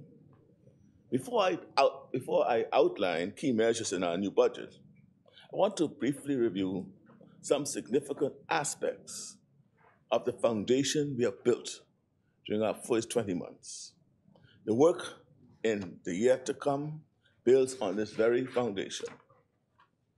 In healthcare, we saw the vulnerabilities exposed in our healthcare system by the pandemic and immediately invested in new infrastructure and expanded capacity in public healthcare facilities in New Providence and the Family Islands. We also hired additional doctors and nurses to strengthen public healthcare. In education, we recognize that the years of misschooling represented an emergency for our children and families. We repaired and reopened schools for the return of in-person learning, launched a task force to tackle absenteeism, and undertook system-wide testing so we can address learning loss. The Find Every Child initiative brought thousands of students back to school, providing them with social and learning support. We launched a National Smart Start program to provide workforce readiness skills to students left behind during the pandemic so that they could qualify for jobs in this growing economy.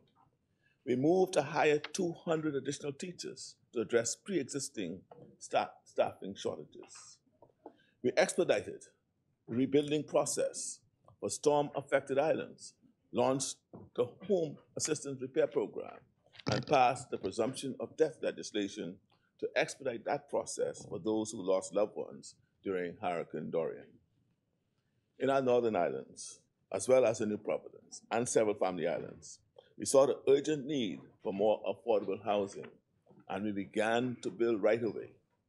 We didn't wait, right away. Right away. Our predecessors did not build a single home.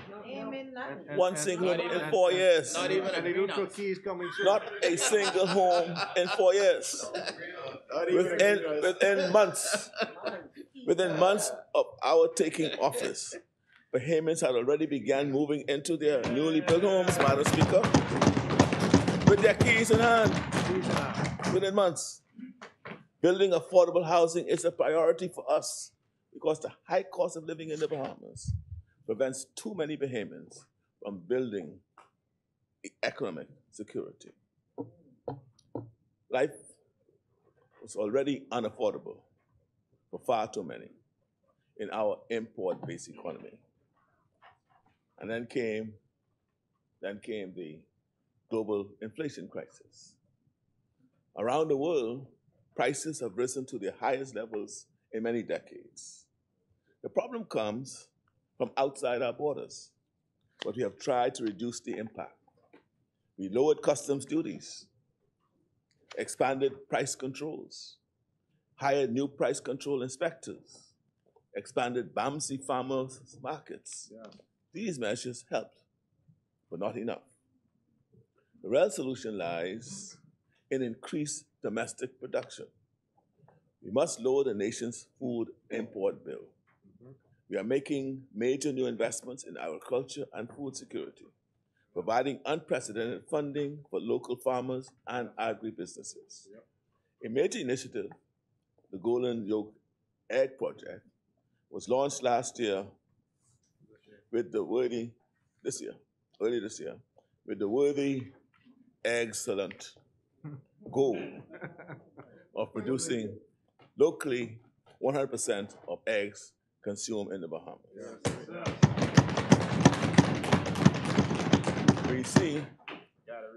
We see all kinds of opportunities in agriculture. There is so much room for entrepreneurship and ingenuity. We want as many Bahamians as possible to participate in building a modern, climate-smart industry. Starting your own company is an opportunity to do well for yourself and help your country at the same time. Just as we support home ownership and Bahamian ownership in farming and fishing, we are also committed to funding and offering resources to Bahamian business owners. We allocated $50 million for micro, small, and medium-sized Bahamian-owned businesses. We plan to provide $250 million in funding to Bahamian businesses over the course of our term. And for the first time ever, our country now has a national trade policy to empower Bahamian businesses as they engage in international trade. Bahamians will now feel that the government is supporting them in exporting their goods abroad rather than impeding them with unnecessary bureaucracy and costs. Madam Speaker, everyone knows that I'm an island boy at heart. My deputy too. But our commitment to family island development is a matter of both head and heart. The family islands are crucial to preserving our culture and heritage, and also key to our national development. We have opened airports in Ragged Island and Great Harbor Key. And as I said earlier, we have begun the process to develop 14 airports throughout our family islands. The Family Island Development Trust Fund will assist in developing family island infrastructure, allowing revenues generated in the family islands to stay in the family islands instead of going into the consolidated fund. This is a game changer for so many of our island communities. Major roadworks are currently taking place in the Exumas, and we are in the process of building a number of solar microgrids throughout our family islands. A priority in the coming year is to build sustainable, renewable energy projects throughout our islands, which will lower costs and encourage investments. Madam Speaker, under our first budget, we took care of our public servants by working through the promotions and regularization backlogs in New Providence and the family islands. Back pay and gratuities were paid. Public service pensions were increased, and salary increases were secured for thousands of public servants. This includes our beloved teachers and nurses, who receive salary increases and additional benefits, including a retention bonus for teachers, a $100,000 insurance benefit for the loved ones of nurses who die in the line of duty, and an additional $10 per hour increase for nurses serving during times of disaster. While these increases were well earned, we know they deserve even more, and we will continue to work towards securing additional compensation. When we signed a memorandum of understanding with local unions prior to the last election, we committed to improving labor relations. Now, as I indicated, 19 new union agreements later, we have kept our word. Within these agreements are pay increases and increased benefits for thousands of public servants. We have increased the national minimum wage, a move that was long overdue, not even seriously contemplated by our predecessors. The choices made by government matter, Madam Speaker. The members opposite tried to scare us off. They told us raising pay for workers could negatively impact businesses and cause jobs to be lost. Remember that? Yep. But we had done our homework, and we were confident that we were making the right call. We knew increasing paychecks for Bahamians was both the right thing to do and the smart thing to do. Yes, sir. Yeah. Now, here we are. Many months later. Businesses are booming, and unemployment numbers and employment numbers continue to grow.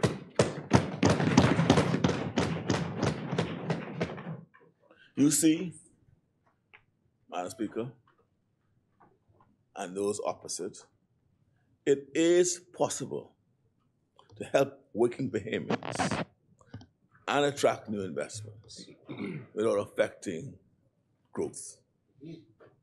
In fact, during our first 20 months, we have secured well over $1 billion in new investments, evidence of the confidence that investors and the business community have in our governance. Yep.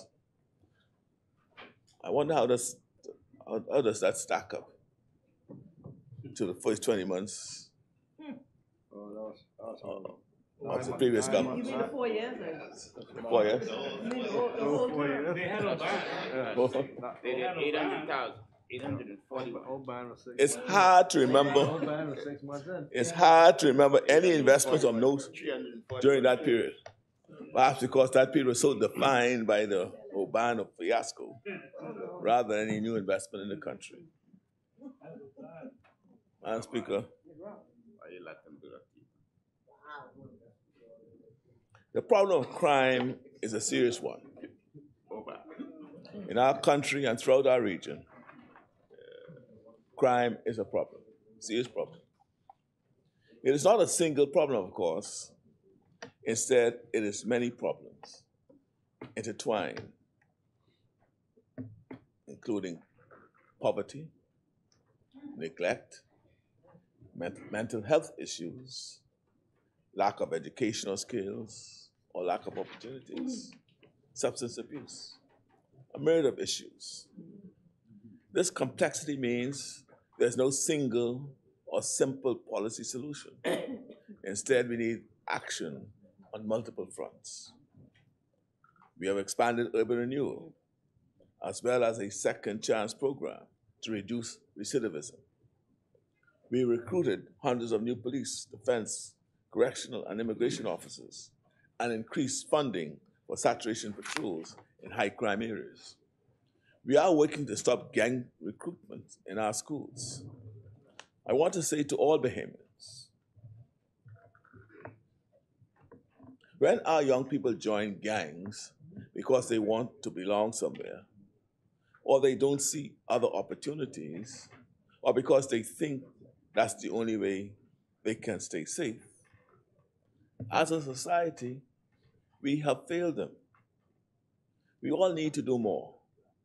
The government can and must bring significant resources to the table, but we will always need partners. I am so grateful to church, nonprofit, and school leaders who turn towards the hardest problems instead of turning away, and continue their outreach and support for families and individuals in crisis. We have launched a comprehensive, Madam Speaker, immigration plan to protect our borders and enforce our laws.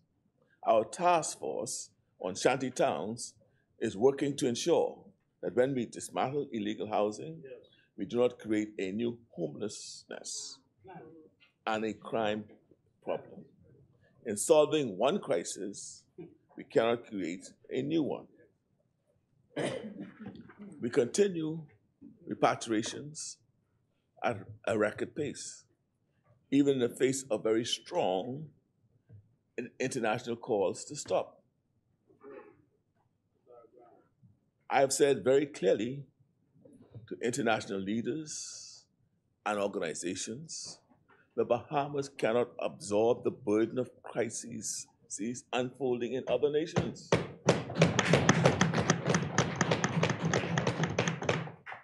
We will continue to take decisive action to protect our borders, and we will repatriate those who enter illegally. And that's what I've said to them, Madam Speaker. In the 21st century, our national security policy must also encompass measures to strengthen our defenses against climate change. The next time we face a national disaster, our nation will now have the considerable assistance of the members of our National Youth Guard, who have been trained to assist existing personnel in a variety of capacities. These young people who have prioritized services to their nation and are ready to play an active role in protection, rescue, and recovery deserves our congratulations and gratitude. very moving for me attending the graduation of the first cohort in Grand Bahama to see their pride and the immense pride of their parents. You know, it's so easy to focus on the negative. But if you do that, you miss the reasons to feel good about Bahamians and the Bahamas. You miss the many causes we have for optimism. Young Bahamians in our youth guard fill me with hope. When we talk about becoming more climate resilient, many people think first about infrastructure, but we should also think about people, the role that our people can and must play in strengthening our defenses. They will save not just our lives, but our way of life. Madam Speaker, I know I said I'll be brief when laying out some key steps forward that we have taken, and I perhaps stretched the definition of brief a bit far. But in fact, I was exhibiting self-restraint. There's so more to say. There's so much more to say. I agree. Yes, I agree. I hope my colleagues will. Give him another. My colleagues will share more in their contributions so that Bahamians have the fullest possible sense of what is underway. Yes, yes, sir. Madam Speaker, the story of the first 20 months of this administration must include this final fact. We took all these steps forward as a nation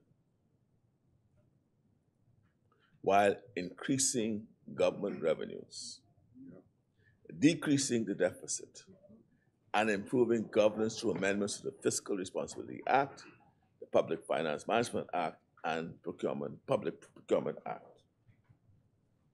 That's what we've done.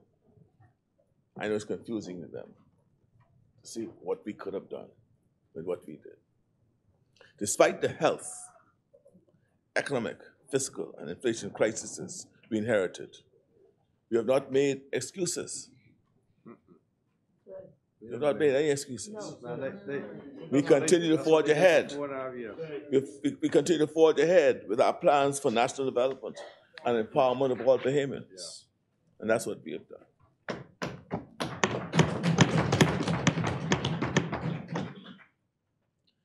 You know, during these last 20 months, we have largely ignored the nearly daily barrage of attacks on us by the members of the party opposite. It is true, they sometimes take a break from attacking me to attack each other. But eventually, That's a good line. That's a good one. But eventually, they find their way back to their default, what I call their default setting of partisan warfare. I've noticed something very strange about their attacks. I have noticed something very strange about their attacks. It's as if they believe every Bahamian, look here. I've noticed something very strange about their attacks. Yes. It's as if they believe every Bahamian in the entire country has simultaneously developed amnesia and remembers nothing about their very recent time in office. Acting brand new. But we do remember. We are doomed to remember because we are still living with the consequences. Last week we Before the bungled handling of the pandemic, there was the tragic and inept handling of Dorian. And before that, there was the shock, 60% increase to VAT. What exactly did they do during their first 20 months? I agree with you. I'll say that. No, they inflict pain and suffering on the people. But they did worse. They did worse than nothing. Because they actually set the country back. They set the country back. They entered office on the strength of a good slogan. But that was all they had. Now they want people to believe that they have answers. They have answers. Recovering from the multi-crisis state we inherited required a comprehensive slate of reforms, initiatives, and policies to empower Bahamians. This budget builds on last year's budget. Yeah. We are building on the foundation that was set over the past 20 months. Our strategy is cumulative and it is strategic. Many initiatives are big enough to require multiple years to fully develop. Remembering the ad hoc chaos of the previous administration, I get that they may not know what strategic national development looks like. Well, they need look no further. There's continuity across budgets and alignment across major policies. And since this is serious stuff, I have a request to make of the members opposite. Don't just oppose. Propose. There you go. You borrowed billions, more as a percentage of GDP than many of our regional neighbors, and left the country deeper in debt. You carry on about us collecting taxes from large taxpayers that are long overdue. But where's your plan to pay the debt you incurred?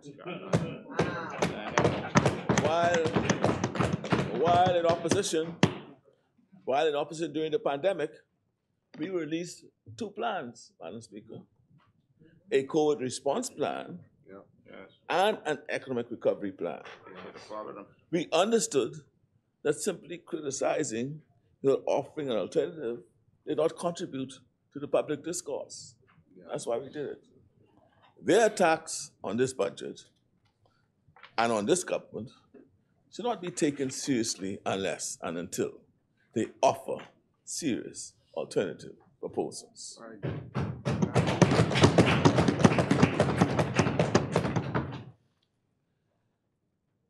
Madam Speaker, the 2023-2024 national budget is titled A Budget for Security and Progress. The budget reflects the government's commitment to strengthening national security, economic security, and personal safety security. This new budget is a continuation of our efforts to secure the nation's borders, invest in crime prevention, strengthen climate resilience, increase food security, promote Bahamian ownership, expand affordable housing, and invest in education, training, and empowerment.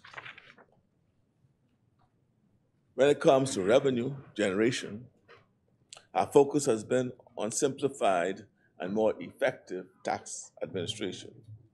These efforts have been spearheaded by the Ministry of Finance, the Department of Inland Revenue, and the Revenue Enhancement Unit. As a result, we are set to exceed our own target of $2.85 billion, which we set for the current fiscal year. The deficit will also improve to $389.5 million, down from $575.4 million.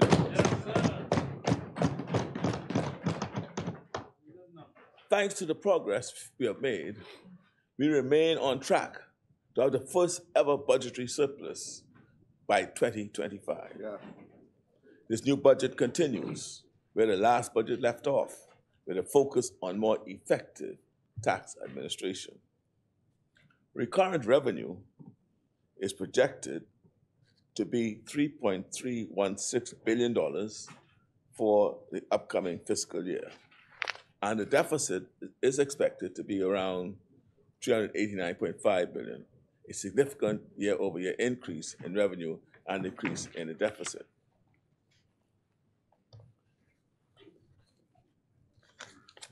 There's a number I have to come back to. Madam Speaker, this is good news. This is good news for the Bahamas. Every patriot should applaud this good news. I have a quote here from August 2014. Now, this quote comes from a person whose name is Dr. Hubert Minnis. In this quote, he says, I don't believe in increasing taxes. I believe in decreasing taxes and increasing opportunities. Increasing taxes is a lazy way out. When you don't want to think, you just tax. Now, I don't know if this Dr. Minnis fellow in this quote is the same Dr. Minnis who increased VAT by 60%. That ain't you, Marcos. On the payment people.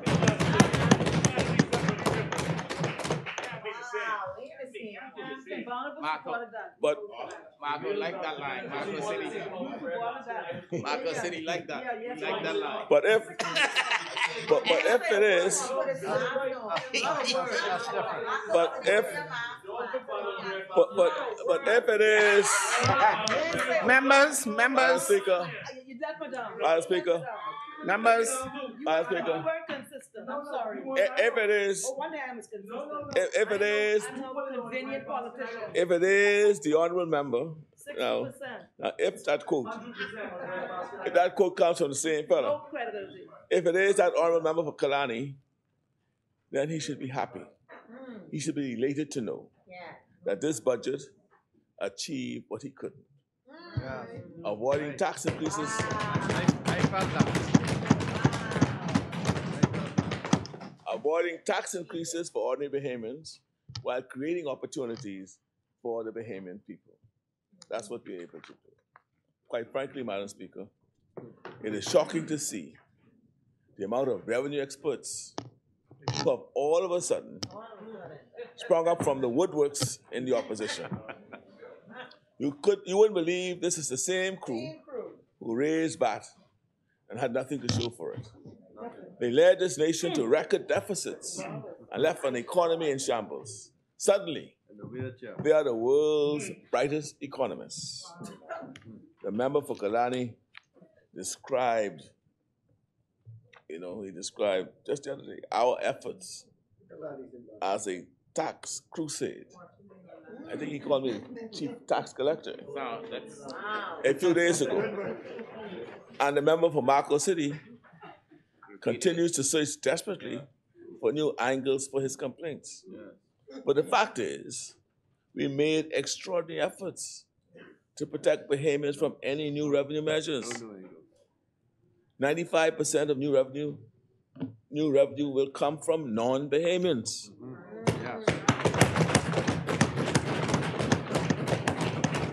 Let's check it. As for tax collection, when we talk about $800 million in real property taxes owed, the vast majority of these taxes are not owed by your average everyday Bahamians. As homes under $300,000 do not pay real property tax. There's no crusade. Talk to any Bahamian about taxes. The first thing they'll say is, instead of raising new taxes, the government should collect all the back taxes on the books and stop people from ducking their tax bills.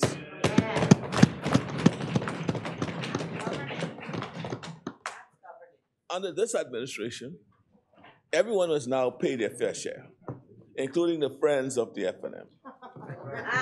That's the problem, I think. We all know, you remember that one letter from a certain community out west? One letter. Was all it took One letter. to drop their planned tax measures. The next day. Oh, I sorry. The next day. I can take that back. I sorry. They do it. Now, and guess what? And I suspect that was the most efficient decision this government ever made. Yeah. Respect too. One day.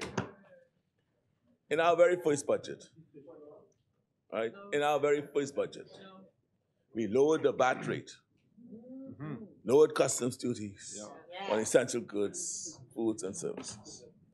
Taking a look at the previous administration's budgets, we can see that they gave tax breaks for caviar, airplane parts, and the infamous decision to lower duties on washing machine parts. Helicopter parts. Helicopter too? Yeah. Like we don't know who owns the biggest laundromat chain in the country. Come on, man. Madam Speaker, we are enforcing laws that are on the books. Perhaps the members opposite want us to allow some special people to avoid adhering to our laws, just like they did. But this is a new era for fairness.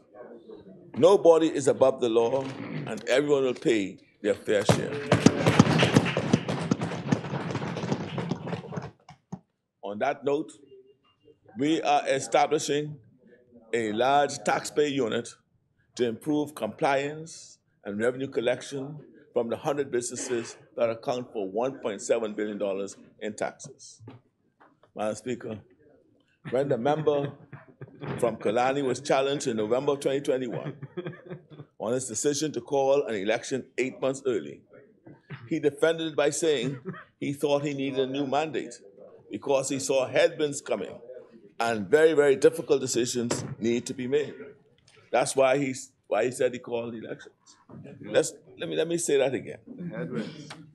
When the member for Kalani was challenged in November of 2021 on his decision, this is after he lost now, to call an election 8 months early, he defended it by saying he thought he needed a new mandate because he saw headwinds coming and a very, very difficult decisions had to be made. That's what he saw. Yeah. That sure sounds like someone who wanted to raise taxes on the Bahamian people after they voted. After they voted, not before. Our government did indeed face these headwinds. Yeah. We met the headwinds. He was right about headwinds. But instead of bringing in any increases, our administration lowered VAT from 12% to 10%. Very meticulous. When consumption taxes are lower, people spend more. Drive the economy. And revenues go up. Drive the economy. VAT receipts are now on track to increase by over $100 million during this current fiscal year.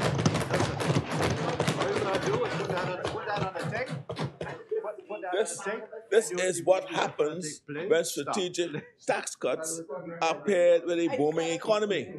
Revenues go up. Some of the benefits of cutting VAT may be difficult. Some of the benefits of cutting VAT may be difficult to feel in your pocket because of the now global inflation crisis. But our data models indicate that even when we account for inflation, consumer spending is still up. That is largely correlated with the decrease in VAT, decreases in customs duty, and a well-managed economy.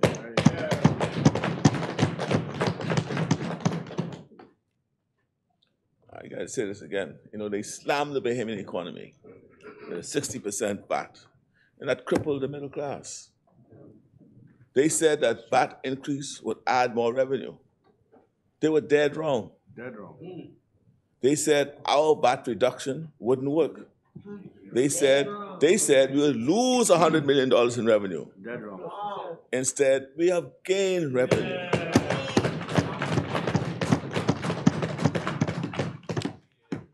They claim their tax increases would grow the economy and stimulate commerce. And again, they were dead wrong. Dead wrong. They cannot win the discussion on taxes. Wrong again. So they'll focus on fees. Yes. But remember, 95% of new revenue will come from non-Bahamians. And yes, that was a very deliberate policy choice.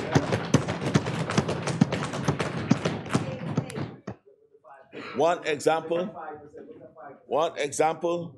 is the adjustment in departure tax for cruise visitors from $18 to $23 for departure from Nassau, Freeport, and Bimini. A departure tax of $25 from all other islands and $35 from departure from a private island. Air departure tax will stay at $29. We've also introduced a tourism environmental levy of $5 for each cruise visitor and a $2 levy for tourism enhancement. The $2 levy would go into a special fund, not the consolidated fund.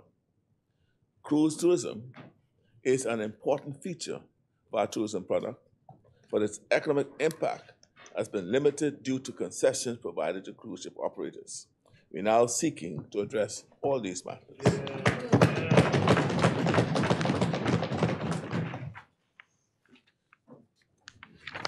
Madam Speaker, key revenue policies in this budget are focused on prioritizing business growth within the economy through legislative reform and administrative changes to ensure business owners are encouraged and supported within the means of the law. With this in mind, we are making strides to simplify the means by which business owners renew their licenses. The calculation of business revenue has been clarified in the legislation, decreasing confusion and supporting a straightforward renewal process. In accordance with priorities to support domestic business growth, the government is moving towards a cohesive interlock system of processing business applications.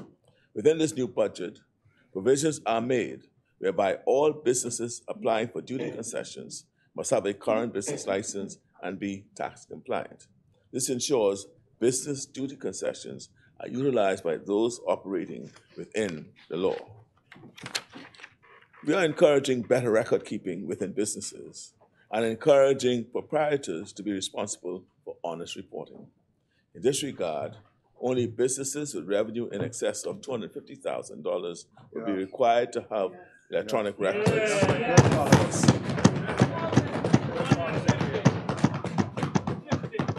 or seek assistance from an independent accountant for the renewal application. As such, while all businesses are encouraged to keep proper records, businesses with revenue between $100,000 and $250,000 can present management accounts to support the application. Businesses with revenue between $250,000 and $500,000 would require accounting certification by an independent accountant. Businesses with a revenue between $500,000 and $2.5 million require a compilation report by an independent accountant. Businesses with revenue between $2.5 and $5 million will require a review statement by an independent accountant. Large taxpayers, namely businesses with turnover over $5 million, will require audited financial statements produced by an independent accountant.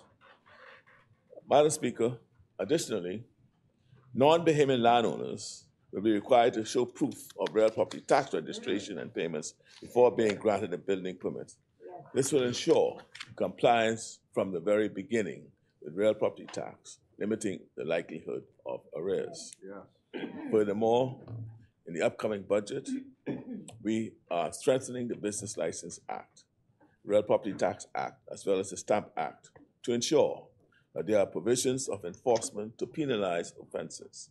Such amendments will harmonize enforcement with the sanctions set forth in the VAT Act. In doing so, we're ensuring that business owners and related agents are operating in good faith.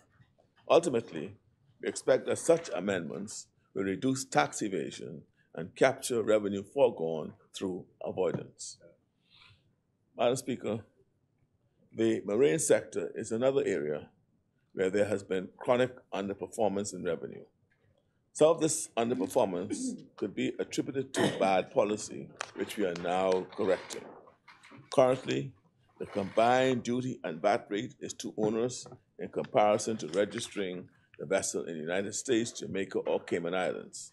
So many Bahamian pleasure boat owners are avoiding registering the vessel in the Bahamas and instead just paying the $1,000 annual cruising permit. In this budget, we are eliminating both the duty and VAT and putting in place an updated fee schedule for the registration of pleasure crafts. This shift will encourage domestic registration of these vessels. In addition, we have put in place a maritime revenue task force, which will be tasked with growing the amount of revenue generated from the marine sector. This would be done in several ways: adopting new policies which encourage compliance, educating law enforcement agencies on maritime revenue opportunities, and implementing a new compliance strategy in which updated penalties for non-compliance would be an important feature. This will include using technology to properly assess entities which utilize the seaboard for docks, marinas, and other purposes. Although we are investing considerable resources in revenue administration, we must be smarter in how we use these resources, as they are not unlimited. We are implementing a National Revenue Targeting Center. This center will be situated in the Ministry of Finance and use software to identify anomalies in revenue reporting among taxpayers, which will allow for a more streamlined process for the use of audit resources. Madam Speaker, our revenues are headed in the right direction. The government's fiscal health is much improved, and there's no indication that things will slow down anytime soon. This is what competent governance look like, and I think you all should celebrate where we are.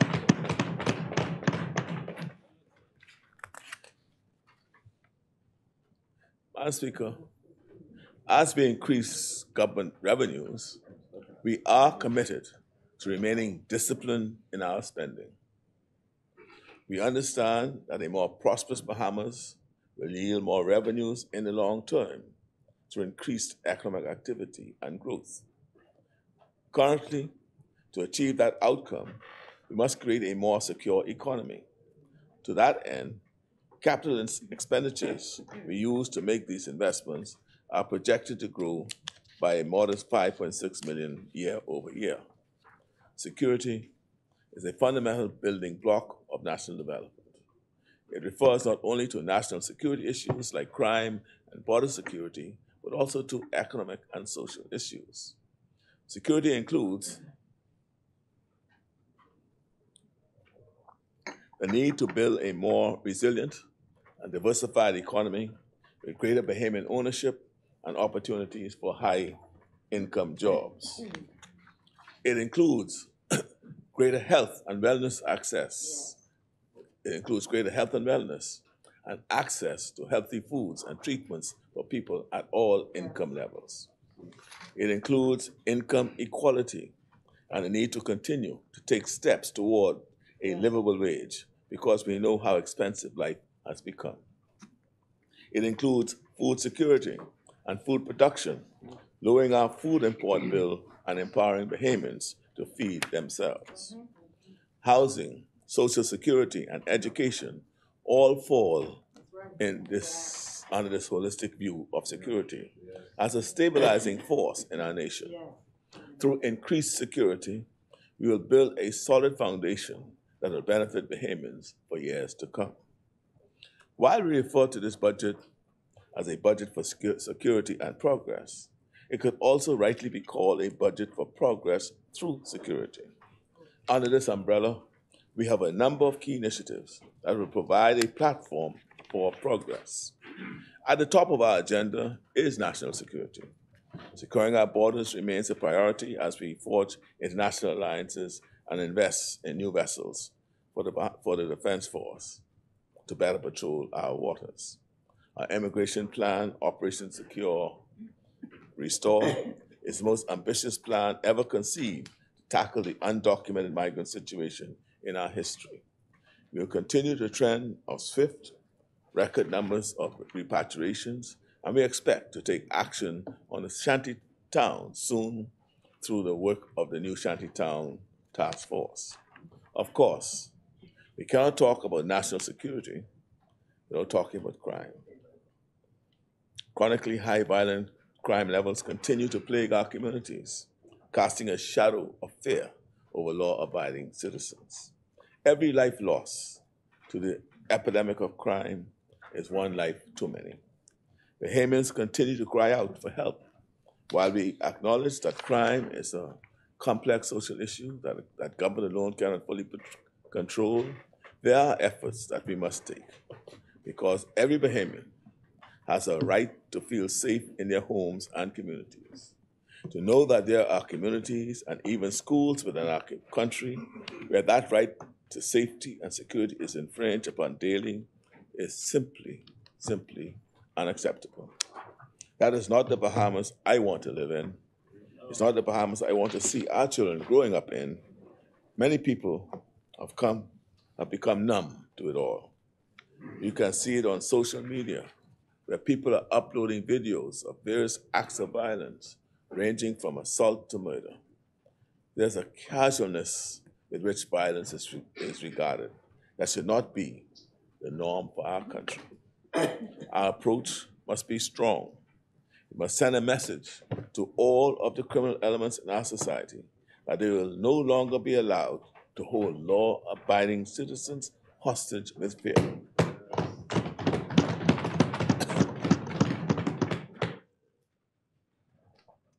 Our response must also be holistic and focus on the cultural and social maladies that have contributed to this epidemic of violent crime.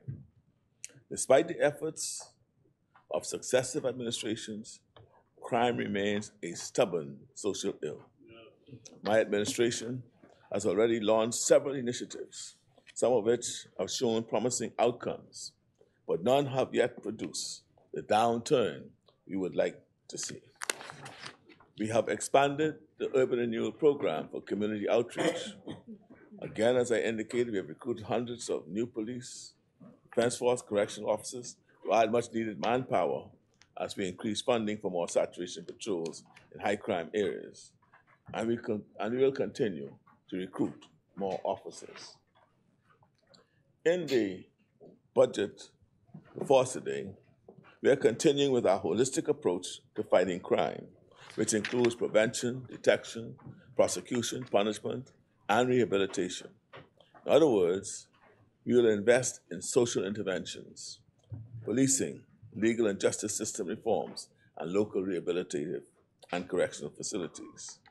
In this budget, community centers will be renovated to keep our young people off the streets and provide them with positive enriching activities. A new judicial complex is under consideration to expand the capacity of the courts.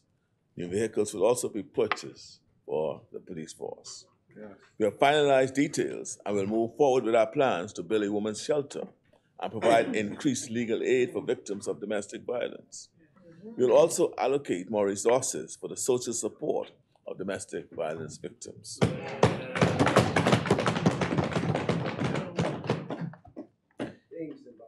It has already taken too long for these initiatives to be done, and we will prioritize the launch of these initiatives as soon as feasible.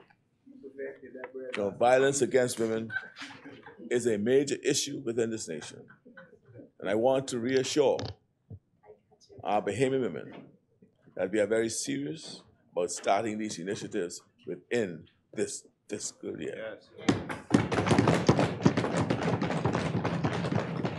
We will continue our support of NGOs throughout the Bahamas, many of whom, in their own ways, are working on interconnected issues that contribute to our current crime woes.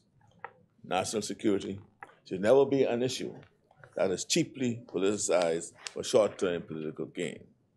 As I said in my communication last week, while we must take strong action on immigration and crime, what we must not do is allow the seeds of xenophobia, hatred, classism, sexism, and racism to take root in our politics. We have come too far as a people, too far as a nation, to allow demagogues to cheapen the quality of our national discussions with nasty and divisive rhetoric. This is not to say that Bahamians do not have the right to be passionate about these issues or even angry. It is also not to say that Bahamians shouldn't hold the government accountable to do its part. We welcome accountability, but we don't welcome hatred and violence in any form. I ask all right-thinking Bahamians to join us in elevating our national dialogue and condemning the hate that has emerged in certain small pockets of our society. We must reject this poison and hatred. It is just not who we are. Hallelujah.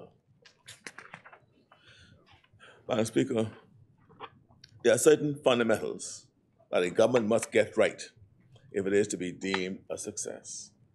National security is one of those core areas. Another central area of national importance is infrastructural development. Our roads and transportation systems, communications and electrical networks, water and sewage pipelines, and physical structures all play a central role in providing jobs, promoting growth, attracting investors, and ideally providing Bahamians with quality experiences when they make use of these systems and structures. The comprehensive roadworks in the Exumas was a much needed improvement to the roads in one of our emerging economies. Other road projects will be rolled out in Cat Island, Long Island, Eleuthera, and New Providence. Several months ago, the government launched a preliminary RFP process requesting bids for airport development in the Family Islands. That process will now begin moving forward as we prepare to redevelop 14 new airports, as I said earlier, in our Family Islands. Family Islands that will benefit from this major redevelopment process can expect a similar degree of transformation as seen with Nassau's airport, not necessarily the same scale, but the same quality. Just as a reminder of all the airports included in this process, the New Bight International Airport on Cat Island, Exuma International Airport in Morristown, Great Exuma, Staniel Key Airport, Black Point Airport, and Farmers Key Airport, also in the Exumas. The Leonard Thompson Airport at Marsh Harbor, Treasure Key Airport, and Sandy Point Airport as well. In Eleuthera, it will be North, Rock Sound, and Governor Saba. And of course, Long Island International Airport will be included, as well as Congo Town Airport in South Andros, and some redevelopment of the San Salvador in National.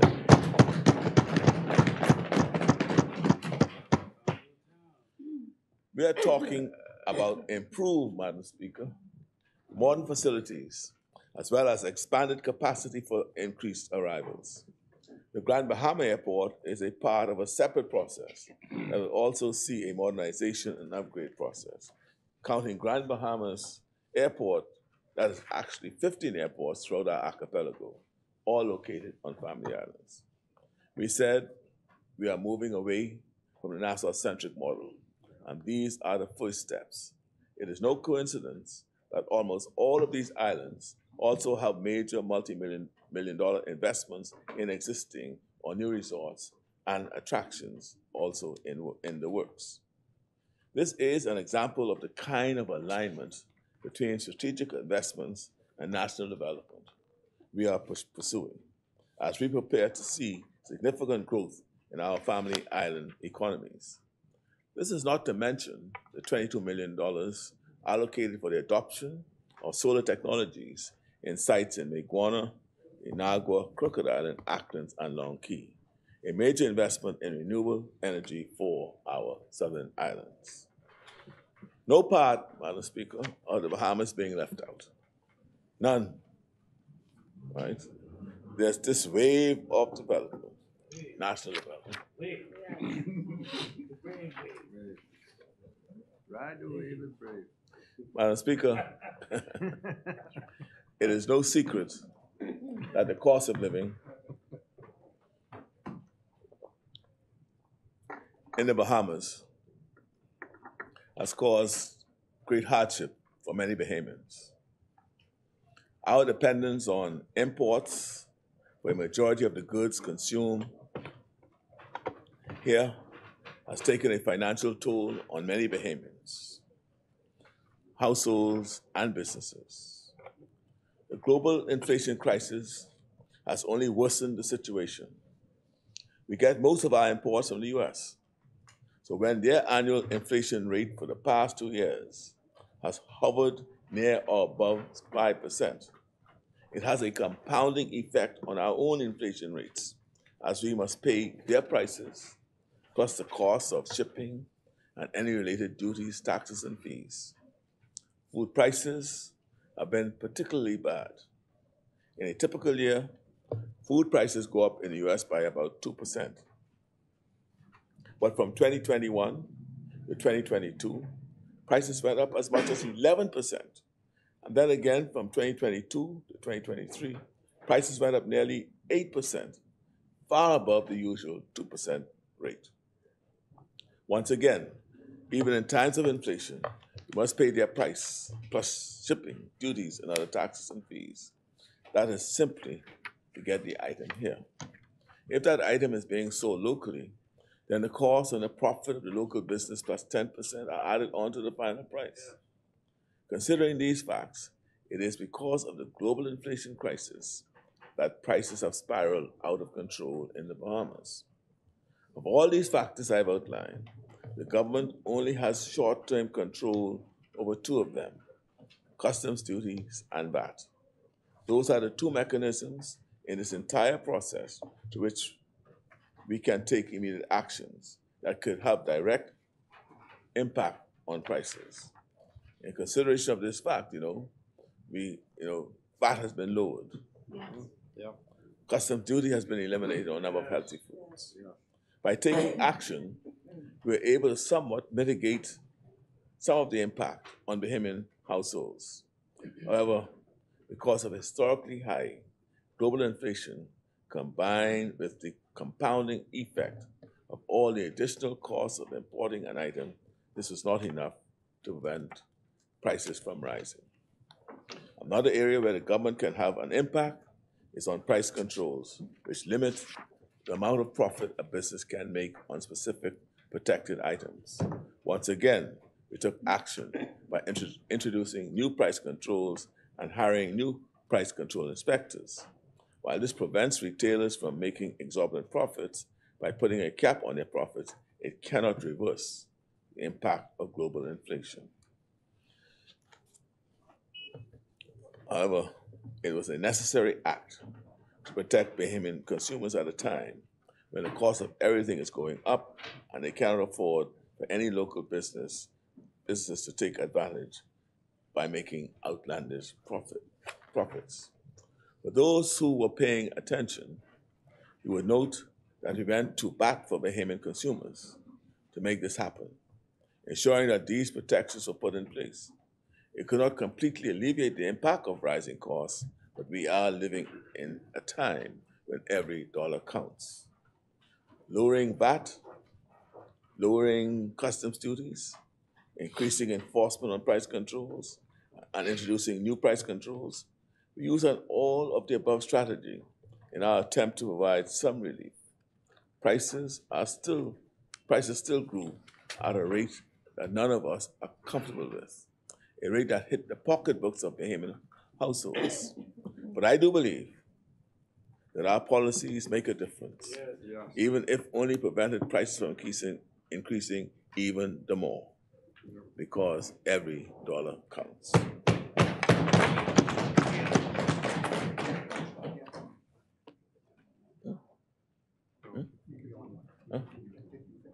Nine for you. Yeah. Madam Speaker, West Grand Bahama. the distinguished member for Cat Island will continue beyond the 1 o'clock hour. Madam Speaker, ask the House to agree that we exceed the 1 o'clock hour. Thank you, Honorable Member. Is there a seconder? Second. Thank you. It has been moved and seconded that the business of this House proceed beyond the 1 p.m. hour. As many are in favor, will remain seated.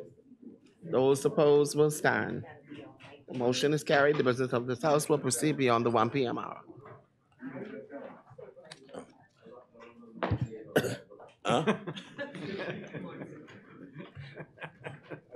Madam Speaker, to complement the activities I just pointed out, we provided more support for food programs through social services.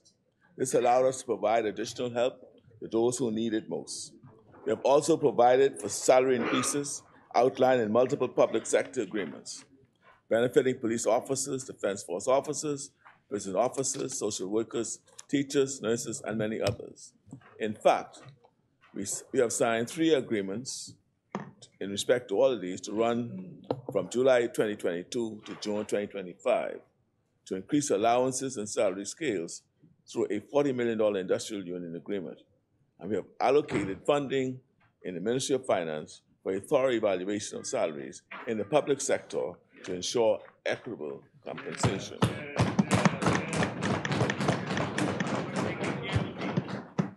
For Grand Bahama, where opportunities for employment are very needed right now, we have allocated $4.5 million for an employment program. We also increased the national minimum wage so that those at the bottom of the pay scale could better make ends meet. For all the public servants and minimum wage earners who benefited from these increases, I am certain that these pay increases provided much needed relief. Having more money in their pockets helped to cushion the blow of this inflation crisis. In this upcoming budget cycle, we will also be exploring the role of the Public Service Contributory Pension Plan so that public servants can get increased benefits upon retirement. But all of these actions, all of those actions don't fix the central issue at hand. Prices are way too high for everyone. And hearing about these kinds of limitations is not what Bahamians want to hear. People have been crying for relief, and we have done our best to use every option in the book on all above and all out above, on all the strategies I've outlined above. To manage the situation, that's what we have done. Providing relief for our people has been our number one priority. But to the average Bahamian, something about the situation just doesn't feel right. There must be something more we can do, something more the government can do. I want the Bahamian people to know that we agree with you. Although the path to these solutions may take some time to lead us to where we want to be, there are two major things the government can do in the medium term to change the situation for good. The government, food security. The government has committed to lowering our food import bill by 25% by the year 2025. It is an ambitious goal, reflecting the fact that immediate action must be taken. We have introduced historic investments in agriculture and food security. I spoke about the Golden Yolk Egg Program as an example of the kind of large-scale action we can take on this issue. More investments are coming in poultry production and other high-consumption areas of agriculture. By targeting these large areas, we are simultaneously increasing food production in high-demand areas that also have the greatest potential to impact the food import bill, while also securing large-scale opportunities for Bahamian farmers. We're not talking about subsistence farming here, Madam Speaker. We are creating unprecedented, profitable opportunities for Bahamian farmers and agribusiness entrepreneurs. Funding was set aside specifically to provide grants and loans to this group.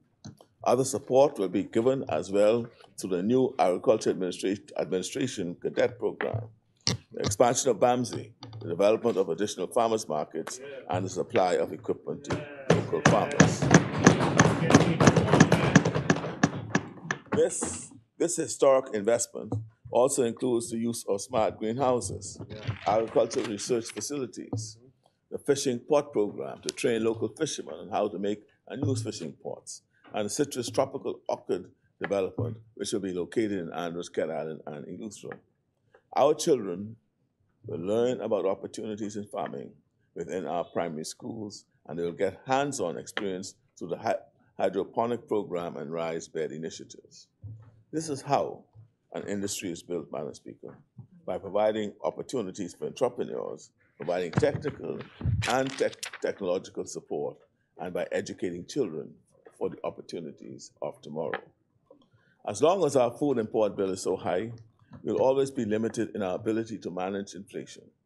Through agriculture and fisheries, we can finally start making progress on feeding ourselves and being less reliant on expensive imports. The next big solution that will allow us to drive local costs down is energy reform.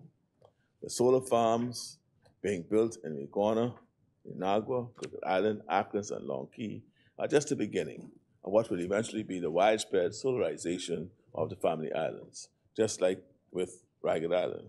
These islands will benefit from a more stable electrical supply and more affordable electricity. Throughout the Bahamas, we will also encourage the adoption of solar power by local businesses through the allocation of $20 million that will specifically be used to facilitate the solarization of small and medium-sized businesses. We encourage the business community to take advantage of this opportunity to lower costs through renewable energy. The approach to energy reform in New Providence will be multi-phased.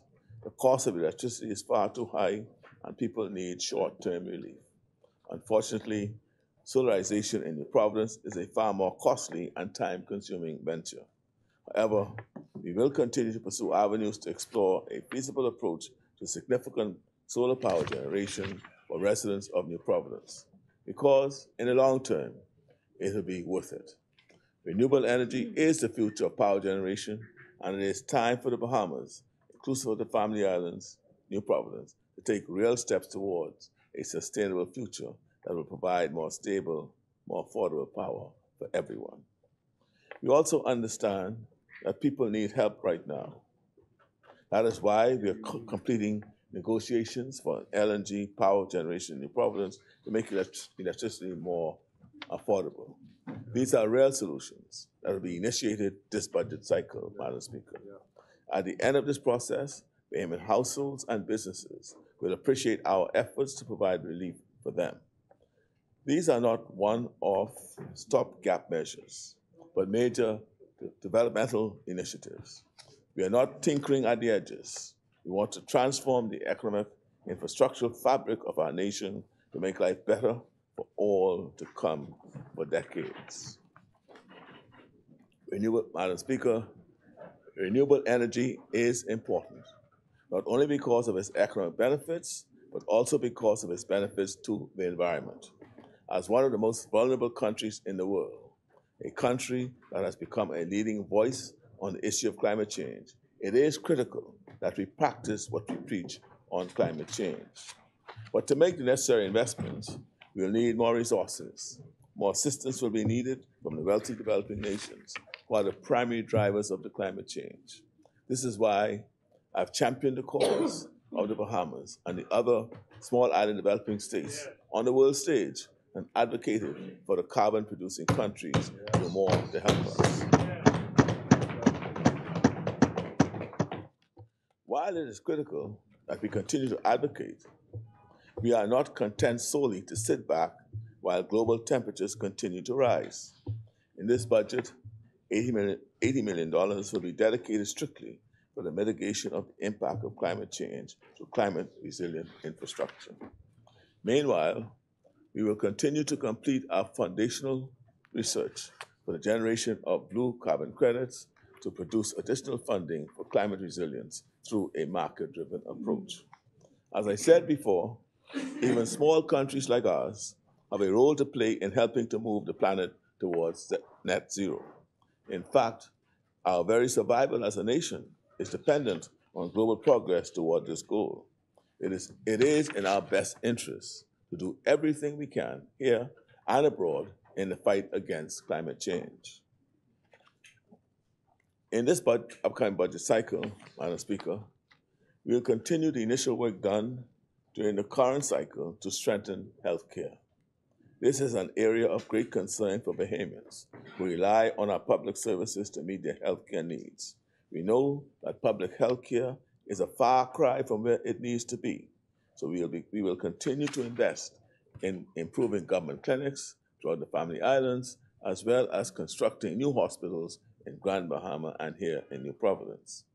This is a game changer, Madam Speaker. Overcrowding and resource challenges in our public hospital have gone on for far too long. I am sure both the public and healthcare professionals will be relieved to know that soon the modern facilities that they need will be available. We will improve healthcare coverage through a consolidated healthcare policy, which will provide the benefits of NHI, as well as the prescription drug plan at a more cost-effective rate. We'll also provide and expand private health insurance coverage for thousands of public servants. In the near future, we will provide more details on the announced National Organ Transplant Program that will be initiated this fiscal year. There will be a new day for healthcare in the Bahamas, Madam Speaker.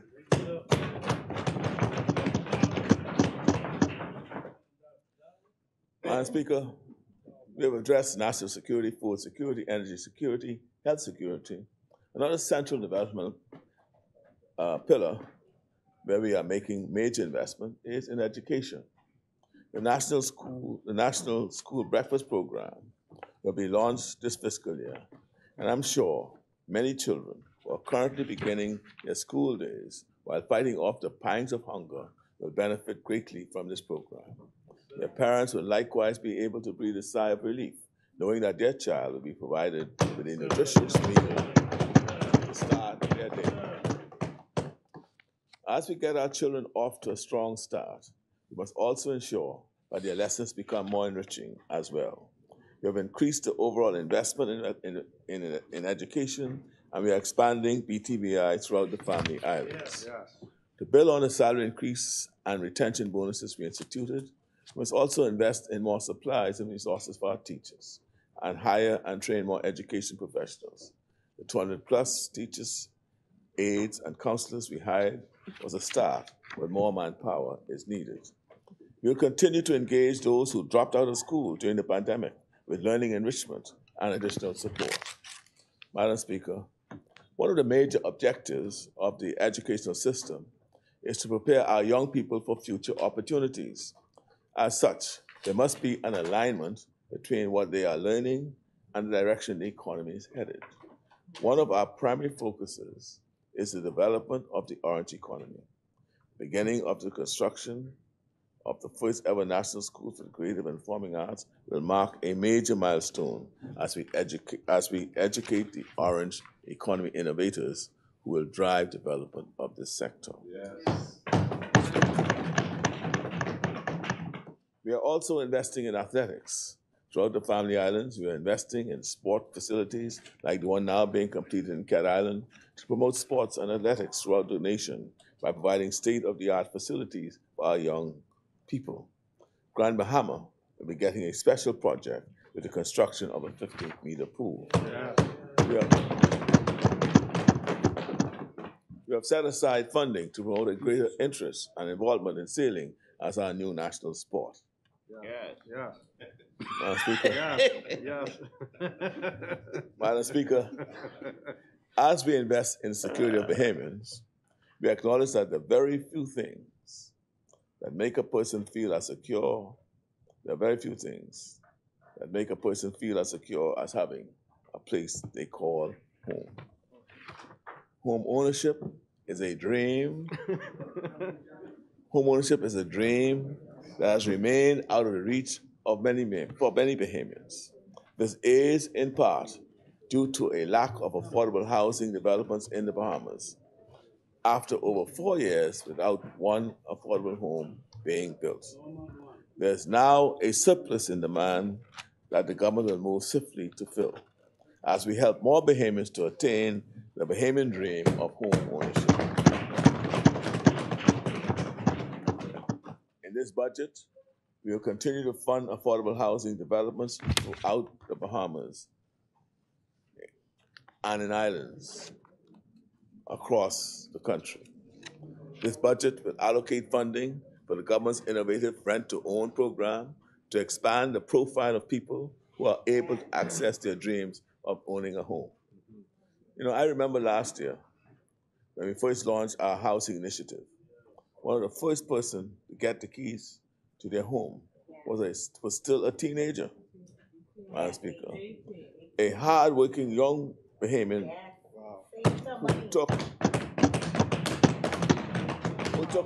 who took initiative and paid off for her in a big way. That is exactly the kind of person who will benefit from our housing programs. People who have what it takes to be a homeowner. They just need a viable path to get there. And we are creating that path for them. I believe the side opposite gets it, Madam Speaker. They may act like this is not a big deal. but they know how powerful home ownership is.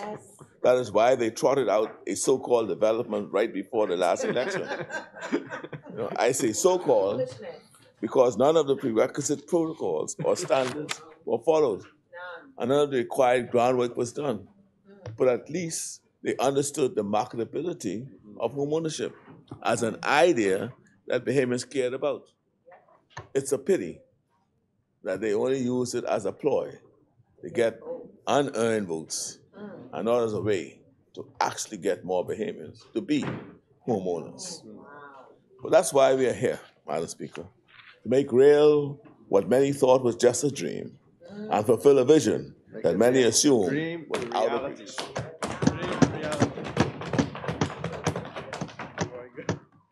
This is just a glimpse of what we will achieve through the 2023-2024 national budget.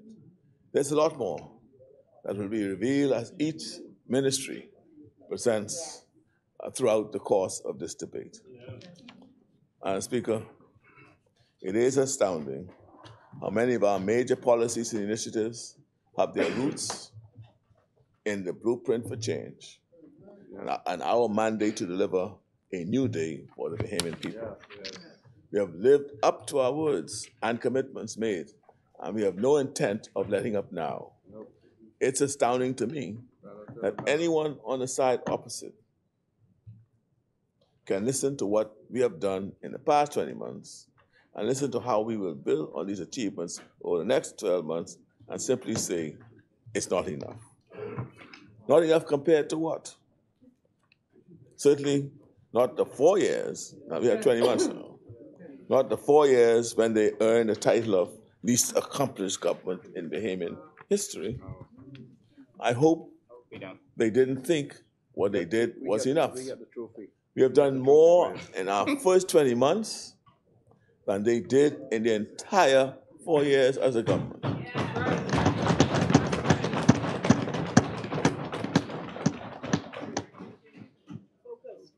What we are building is a complete transformation of the agriculture sector, a repair of the damage done to our students during the pandemic, a renewed healthcare system, expanded home ownership, $1 billion in investments throughout the nation, and record levels of arrivals as we continue to make our mark as a regional tourism mecca.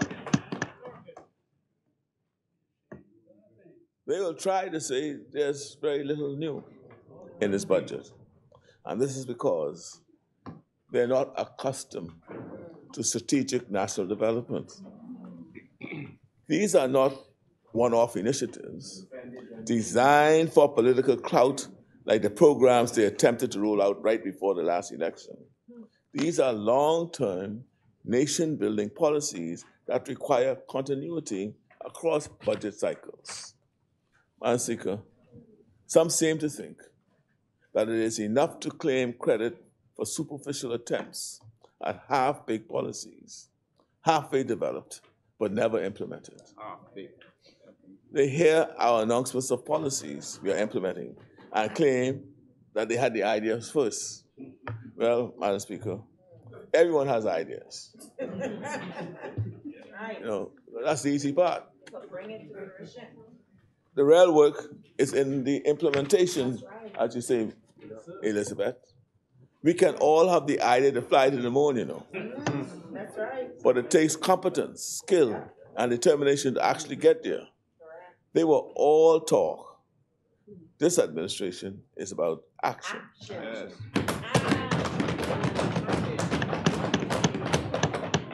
But if we are entirely honest, they didn't really have many ideas for national development, It was all just a bunch of ad hoc, responsive, outdated attempts at policies. Can you believe all of this talking is coming from the crew whose most notable accomplishment was a 60% tax increase that failed to deliver? What other non-issue will the opposition focus on during this debate? Yeah, maybe travel. Madam Speaker, I believe the FNM is so critical of travel because they abuse travel so much themselves. Do you remember the credit cards they secured for the spouses of ministers? If we are to be respected, if we are to be a respected voice, if we are to be a respected voice on the world stage to represent our interests, then travel is necessary. Honorable member. The chair recognizes the member from Marco City. The member may wish, Madam Speaker, to lay proof of what he said. Certainly, the former Minister of State is on this side, and none of us recall. So if the member can go ahead and lay that or withdraw it until such time that he can lay the information, but we believe it is false. We believe it is false information, and that somebody provided the member for Cat Island with false information, Madam Speaker. Madam Speaker.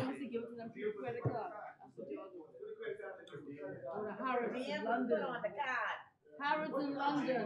Madam Speaker.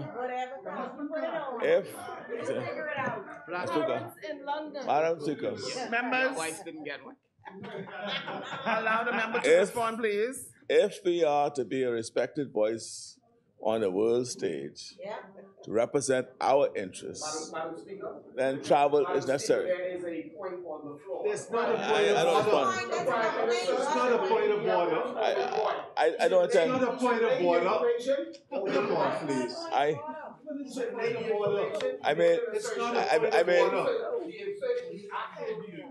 Please. It's not accurate. It never happened. Mr. Minister, he got the files. He got the files, you know. He got the files. He got a point of order. It's not a point of order. It's not a point of order.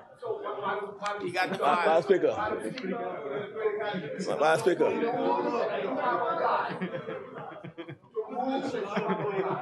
Require that if an accusation is raised, the presenter has an obligation to verify or withdraw until such time. Thank you, Honourable Member. I made no statements. I made no statements. You have to listen, man. I made no statements. Right? I made no statement. I made no assertion. I asked a question. Because he wanted an If I had the facts, no. If I asked a question. I decided to ask a question. No, I asked a question.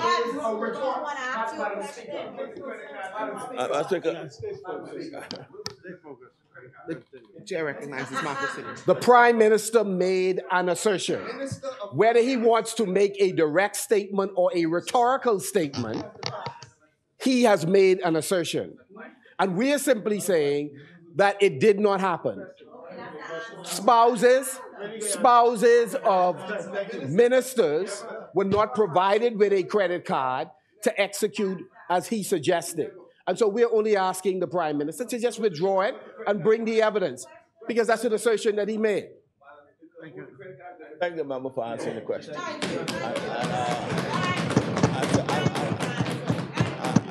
And his answer says it never happened. But right now, it's on the record. I asked the question, he answered it, we'll now move on. It never happened.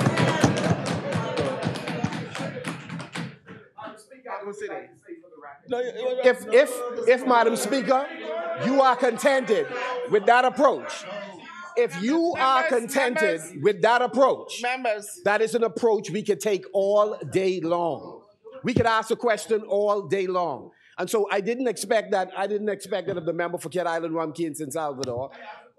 Again, and bringing spouses into the picture. How low are we prepared to go? How low are we prepared to go? How low are we There will not be two prepared to members go? on the floor. Yes. So, Madam Speaker, is this the rule? Is this the new rule, an approach that we are going to take relative to these assertions? Because it appears to be a rule.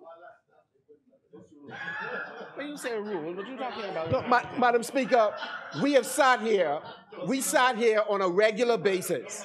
Yes. And we've been asked to verify any accusation made, whether a direct statement or a rhetorical question. We're not slow. And again, Madam Speaker, we've been asked to either withdraw, it's struck from the record, Madam Speaker, or the evidence have to be brought. It cannot be one rule for them and a different rule for us. No, sir. And so, Madam Speaker, No, sir. an assertion was made, and the Prime Minister ought to withdraw the assertion. No, sir. Let me just repeat what I said. All right. Do you remember the credit cards they secured for their spouses? Right? You say you don't remember, and you said it never happened. That's all that's the question. That's the question I asked. That's the question, right? This is the question I asked. You can see it. I give you see it, right? And so, Madam Speaker, he answered. I move on. It never happened. Members, allow me to hear so I can make a decision. I asked the question. Yes, sir. The question was answered. He is supposed. They are honorable persons. I expect him to understand it. And so, Madam Speaker, I accept his answer, and I move on. I accept his answer. That didn't happen. So I move on. I accept the answer, man. It didn't happen. I accept the answer. If we are... The chair recognizes the honourable member for West Grand Bahama and Bimini. Madam Speaker, the member for Marco fully understands that even if, Madam Speaker, the member for Marco City is fully aware that the member put out a question. If he interprets it as being rhetorical, that's fine. And he could say whatever he wishes, but the member has said, and the distinguished member will be honest, he said, I asked a question. The member is saying he does not remember. He knows nothing about it. That's accepted as an answer. That ends the debate on that, Madam Speaker. And the member for Cat Island must be allowed to continue his speech. Madam Speaker, the member just read the statement into the record again. It was not a question. It was not a question. If the Prime Minister is willing to get up and say he is not making an assertion, he was asking, he should say that. But he is making an assertion. He read it. He read an assertion. You remember? Madam Speaker, that's a straightforward statement. It is a straightforward statement. You remember the time we had a conversation downtown, Madam Speaker? Madam Speaker, you remember? It's a statement. It's a statement. It is a simple statement. Members. You said, I said to you, it was a question.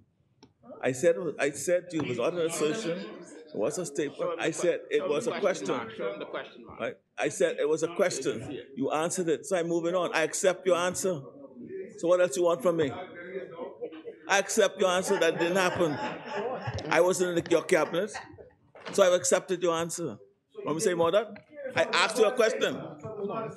I said, how many times I have to say that? Let the record reflect that it was not an accusation, it was not an assertion, it was a question. It was a question. But if it goes beyond that... It was a question, and he answered the question, and you could add to the record, I accept his answer. Yeah. So may the record also reflect that the honourable member said that it never happened for Marco City. So Speaker, so as I said, they might be talking about travel. But let me just say this. Madam Speaker. Y'all ahead of speech. Continue, honourable member.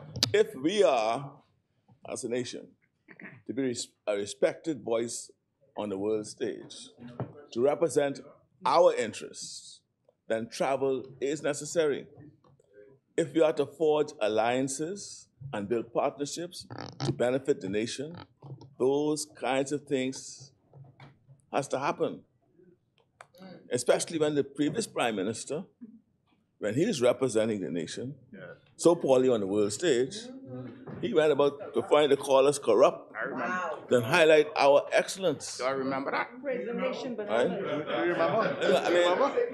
Do I remember that? praise the See, nation, but this nation deserves to be represented with dignity on the world stage. Building respect and credibility has benefits that are directly tied to our economic, social, and political interests. But building partnerships and relationships isn't like going to the store. You won't come back with a specific item every time, but there's an intangible value being built up that eventually leads to achievement of our national objectives. Anyone who has ever worked in marketing knows the benefits of establishing your brand, expanding awareness of who you are, and marketing the Bahamas to the world. And that is an essential part of our job. And it is reaping results. Yeah. We have forged partnerships on border control and joined forces with other nations on regional gun smuggling. What's the fellow from the US who came? My buddy. The Secretary of Navy came in. What did he have to say about our meeting abroad? I mean, he came here. We are making headway in the areas of international trade and intellectual property protection. Why? Because of my contact in the world and our contact.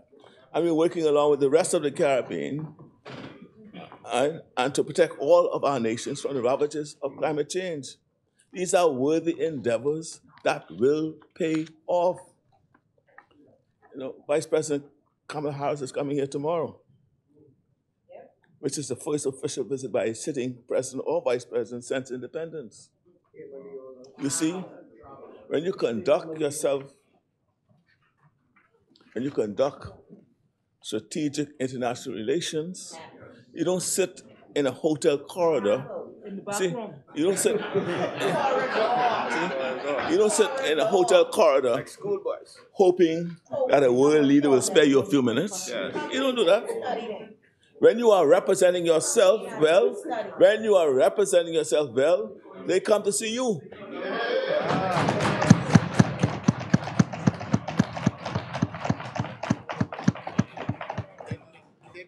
You didn't even offer them a This glass of water.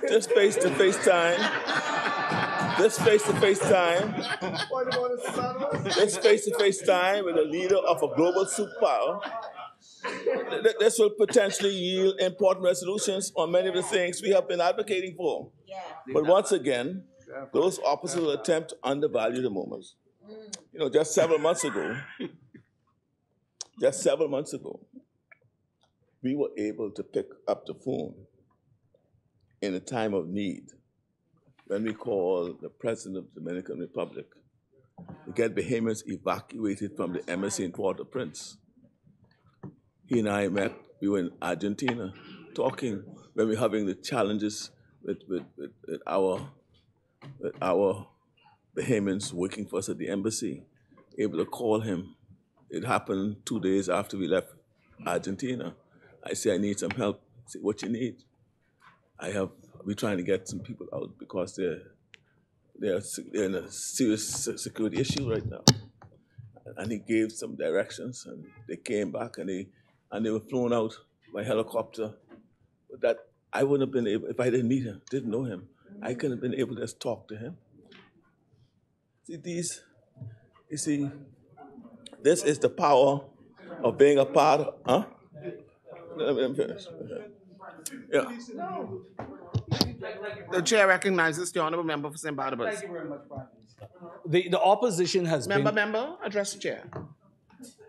Through you, Madam Speaker. Prime Minister, Address the the chair. opposition... Madam Speaker, I don't have to look at you, Madam Speaker. I don't have to look at you. You can look anywhere. I don't have to look at you. I mean, you're a beautiful lady. The opposition has been consistent. The opposition has been consistent. We know that the Prime Minister has to travel. What we've said is that the Bahamian people are concerned about the large delegations. It wasn't a point of order. The Prime Minister yielded. It wasn't a point of order. All right, it was a point of clarification that the Bahamian people were concerned. Madam Speaker, I can't hear myself. No. That the Bahamian people were concerned, Prime Minister, about the large delegation. What I'm just saying to you is, you see, again, when you talk about, see, if you appreciate what the role is, right? It's not only the Prime Minister traveling here, right? And when you go to these, leaders travel to meet leader to leader. But in those meetings, you have your technical people. You have your Bahamians. So if the subject matter covers 4 or 5 subject matters, I have to get the 4 or 5 subject matters, technical people present with their assistance. That's being responsible, right? But Continue with your speech. so Everybody knows that. So I feel that. I felt that. See, I'm just saying. See, we are not an isolation. We're not an isolationist state, and never will be. Travel and interaction with our allies is a part of the job. That's right. Just 2 weeks ago. 2 weeks ago. Or 2 weeks ago, May 24th, the New York Times ran an article on climate change. And I invite you all to read it. Right?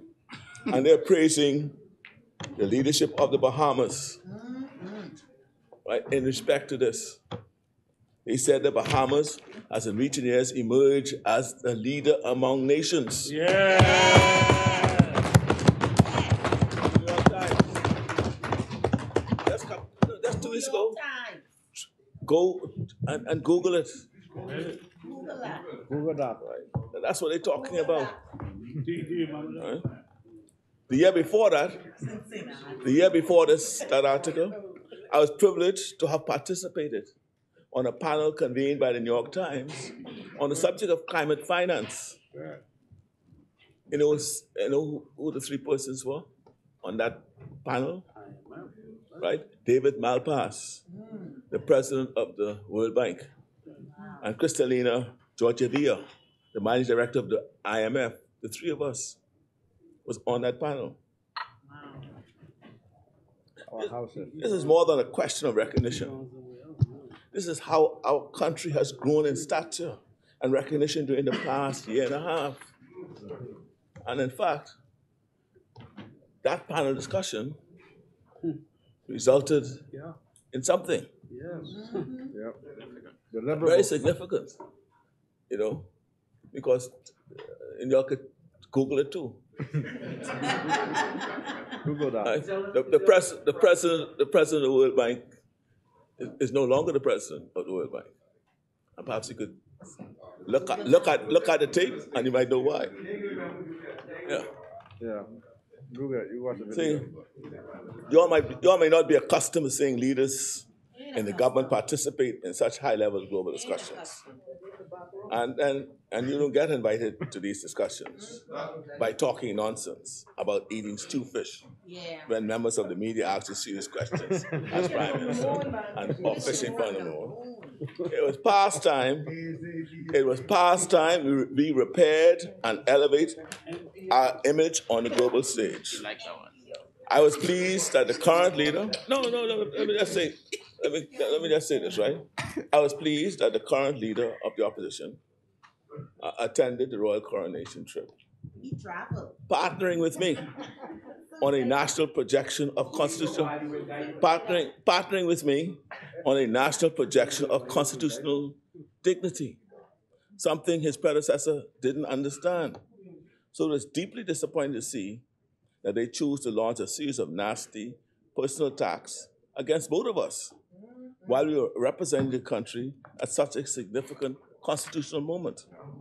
Many people in the UK, ask him, were extremely impressed by the demonstration of political maturity which our presidents demonstrated. They can tell you. That's and wasn't that we, and he carried himself the way he ought to as a leader. On a related note,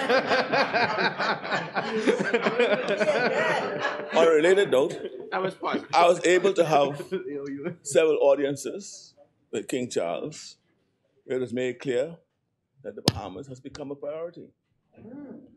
Protocol dictates that I don't reveal the detail of these conversations, but we expect to make some key announcements within the coming months about substantial partnerships with some of the King's organizations and interests, as well as the UK government. I now wish to say a few words about the National Insurance Board. As has been said on several occasions, reform is necessary in order to secure the long-term future of the fund.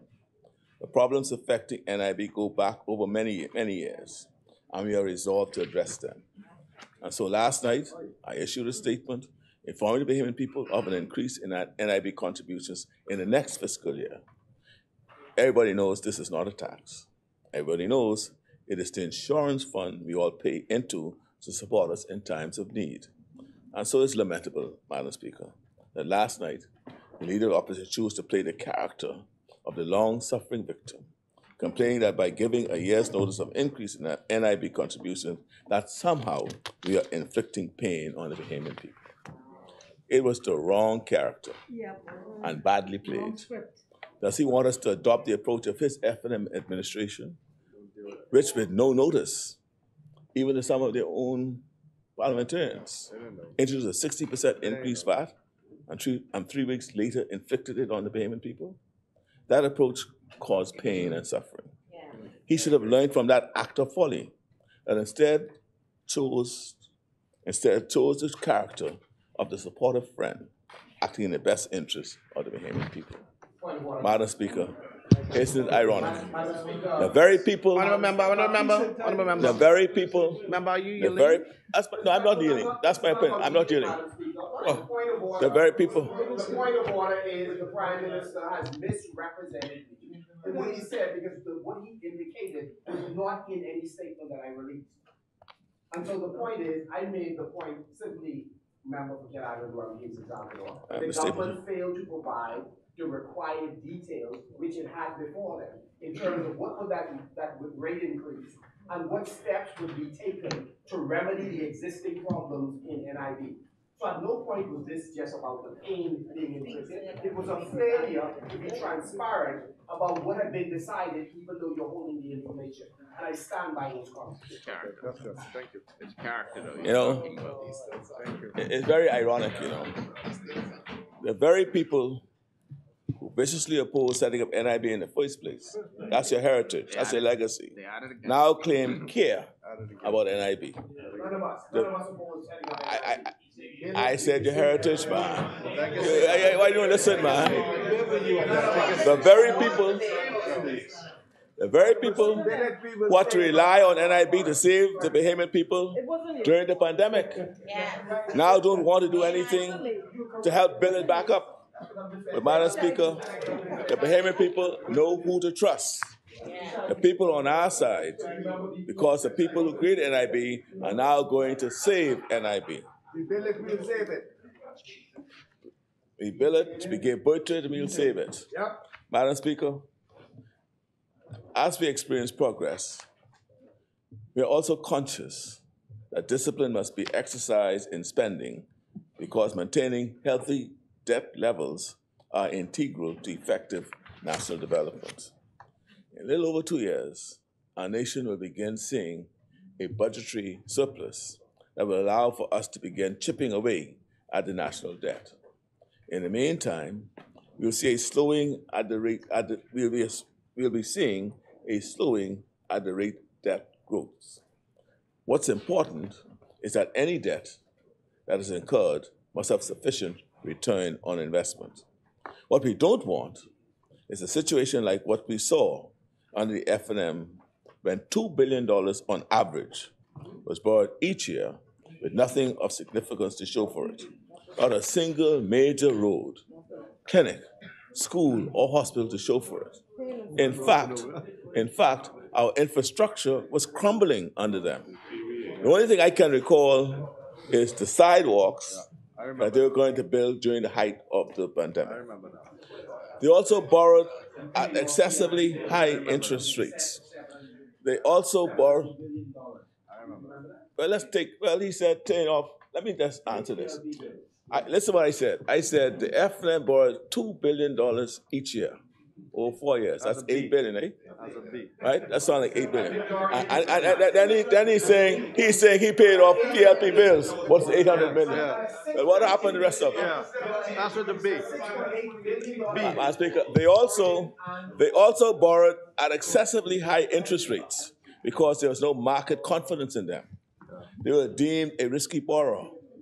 During the pandemic, other Caribbean governments borrowed at far less than them, but had better results. Take a look at the international rankings for how countries handled the COVID-19 pandemic, and you'll see the administration at or near the bottom of the rankings for most of the pandemic, shattering yet another fable they like to tell about their COVID-19 strategies. We are climbing out of a debt hole created by them. Thankfully, our debt management strategies are paying off. The cost of borrowing in the domestic market has been declining over the past quarters. The average interest cost for domestic loans subsided by 4.62% at the end of March 2023, from 4.89% in the previous year. And the average interest cost for domestic bonds subsided by 3 basis points to 4.63% at the end of March 2023 from 4.66% in the previous year.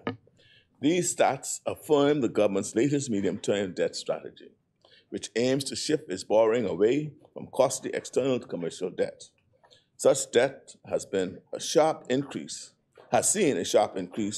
over the past 5 years, including recent interest rate hikes. This strategic move will enable the government to once again rely predominantly on the domestic market to meet its financing requirements. This is a major turnaround from the poor use of funds during the pandemic. Yeah. The lack of transparency, the lack of proper records, the complete disregard for procurement policies did not happen by accident. Yep. It was by design. Yep. Once again, it is critical that any activity that contributes to the additional national debt has a justifiable return on investment. Not only do all the debt and economic indicators suggest that there was a poor return on investment, but even if we wanted to take a look at the return, the lack of records makes that increasingly difficult.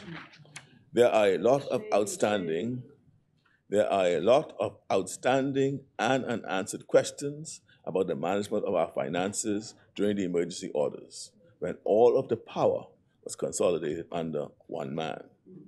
There are still outstanding questions about Hurricane Dorian, as well as activities that took place under specific ministries throughout their term. The Bahamian people deserve to know what resources came in and how it was spent. We are determined to finances. If we are not transparent, and if we do not hold those who abuse the public trust accountable, we run the risk of losing credibility ourselves and trust in the international community. This would have grave implications for the next time we experience a disaster. Nobody wants to provide aid to someone they can't trust.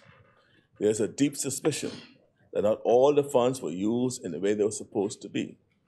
These suspicions have been deepened by the fact that many organizations involved are reluctant or unable to answer even basic questions. Consider this as an official reminder that we will continue with these investigations. Too much is at stake to just let it slide. Accountability is a core value of this administration, both internally and externally. I know there are those who have cynically proclaimed that both major political parties are the same, but I believe that it is clear that when it comes to accountability, when it comes to priorities, when it comes to making the right choices, there is a clear distinction between our track record and theirs.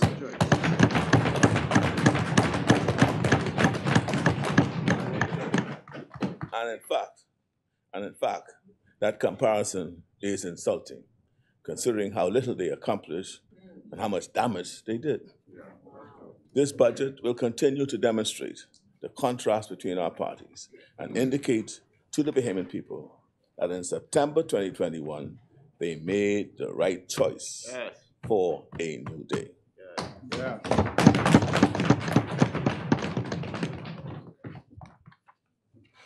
Madam Speaker, in conclusion, we are still a relatively young nation. Don't stop, man. Preach.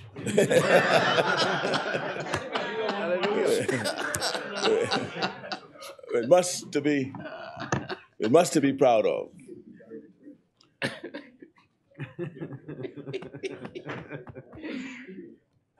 But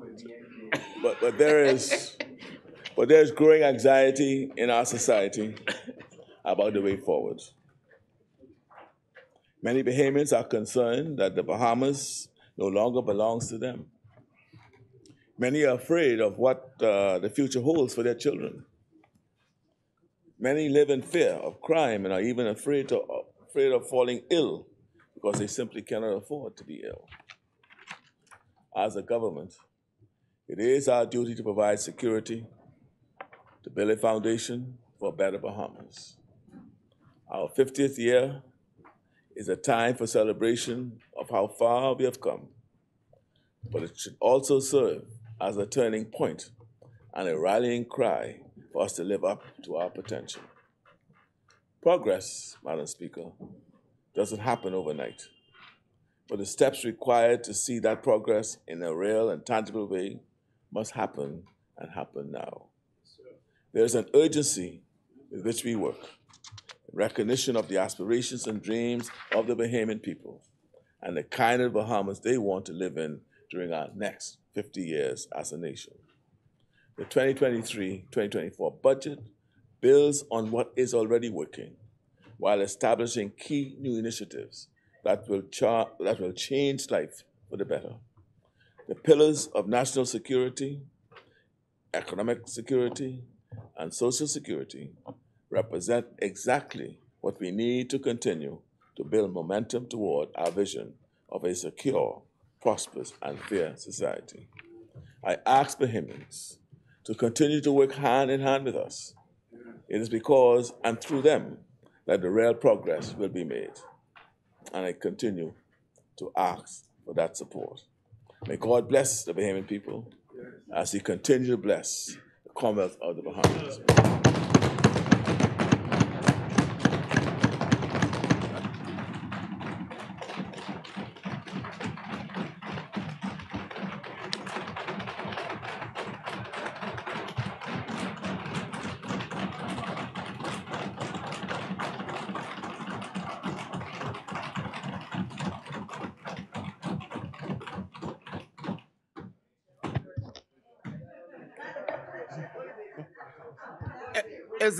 Is there a seconder? The chair recognizes the Honourable Member for Speaker, West Grand Bahama and Bimini. This would be the appropriate time to take the lunch break. After the lunch break, the member for Foxville will have the floor. Thank you, Honourable Member. Madam Speaker, we will suspend until 4 o'clock. Is there a seconder? Second. Thank you, Honourable Member. It has been moved and seconded that the business of this House stands suspended until 4 p.m. As many are in favor will remain seated. Those opposed will stand. The motion is carried. The business of this House stands suspended until 4 p.m.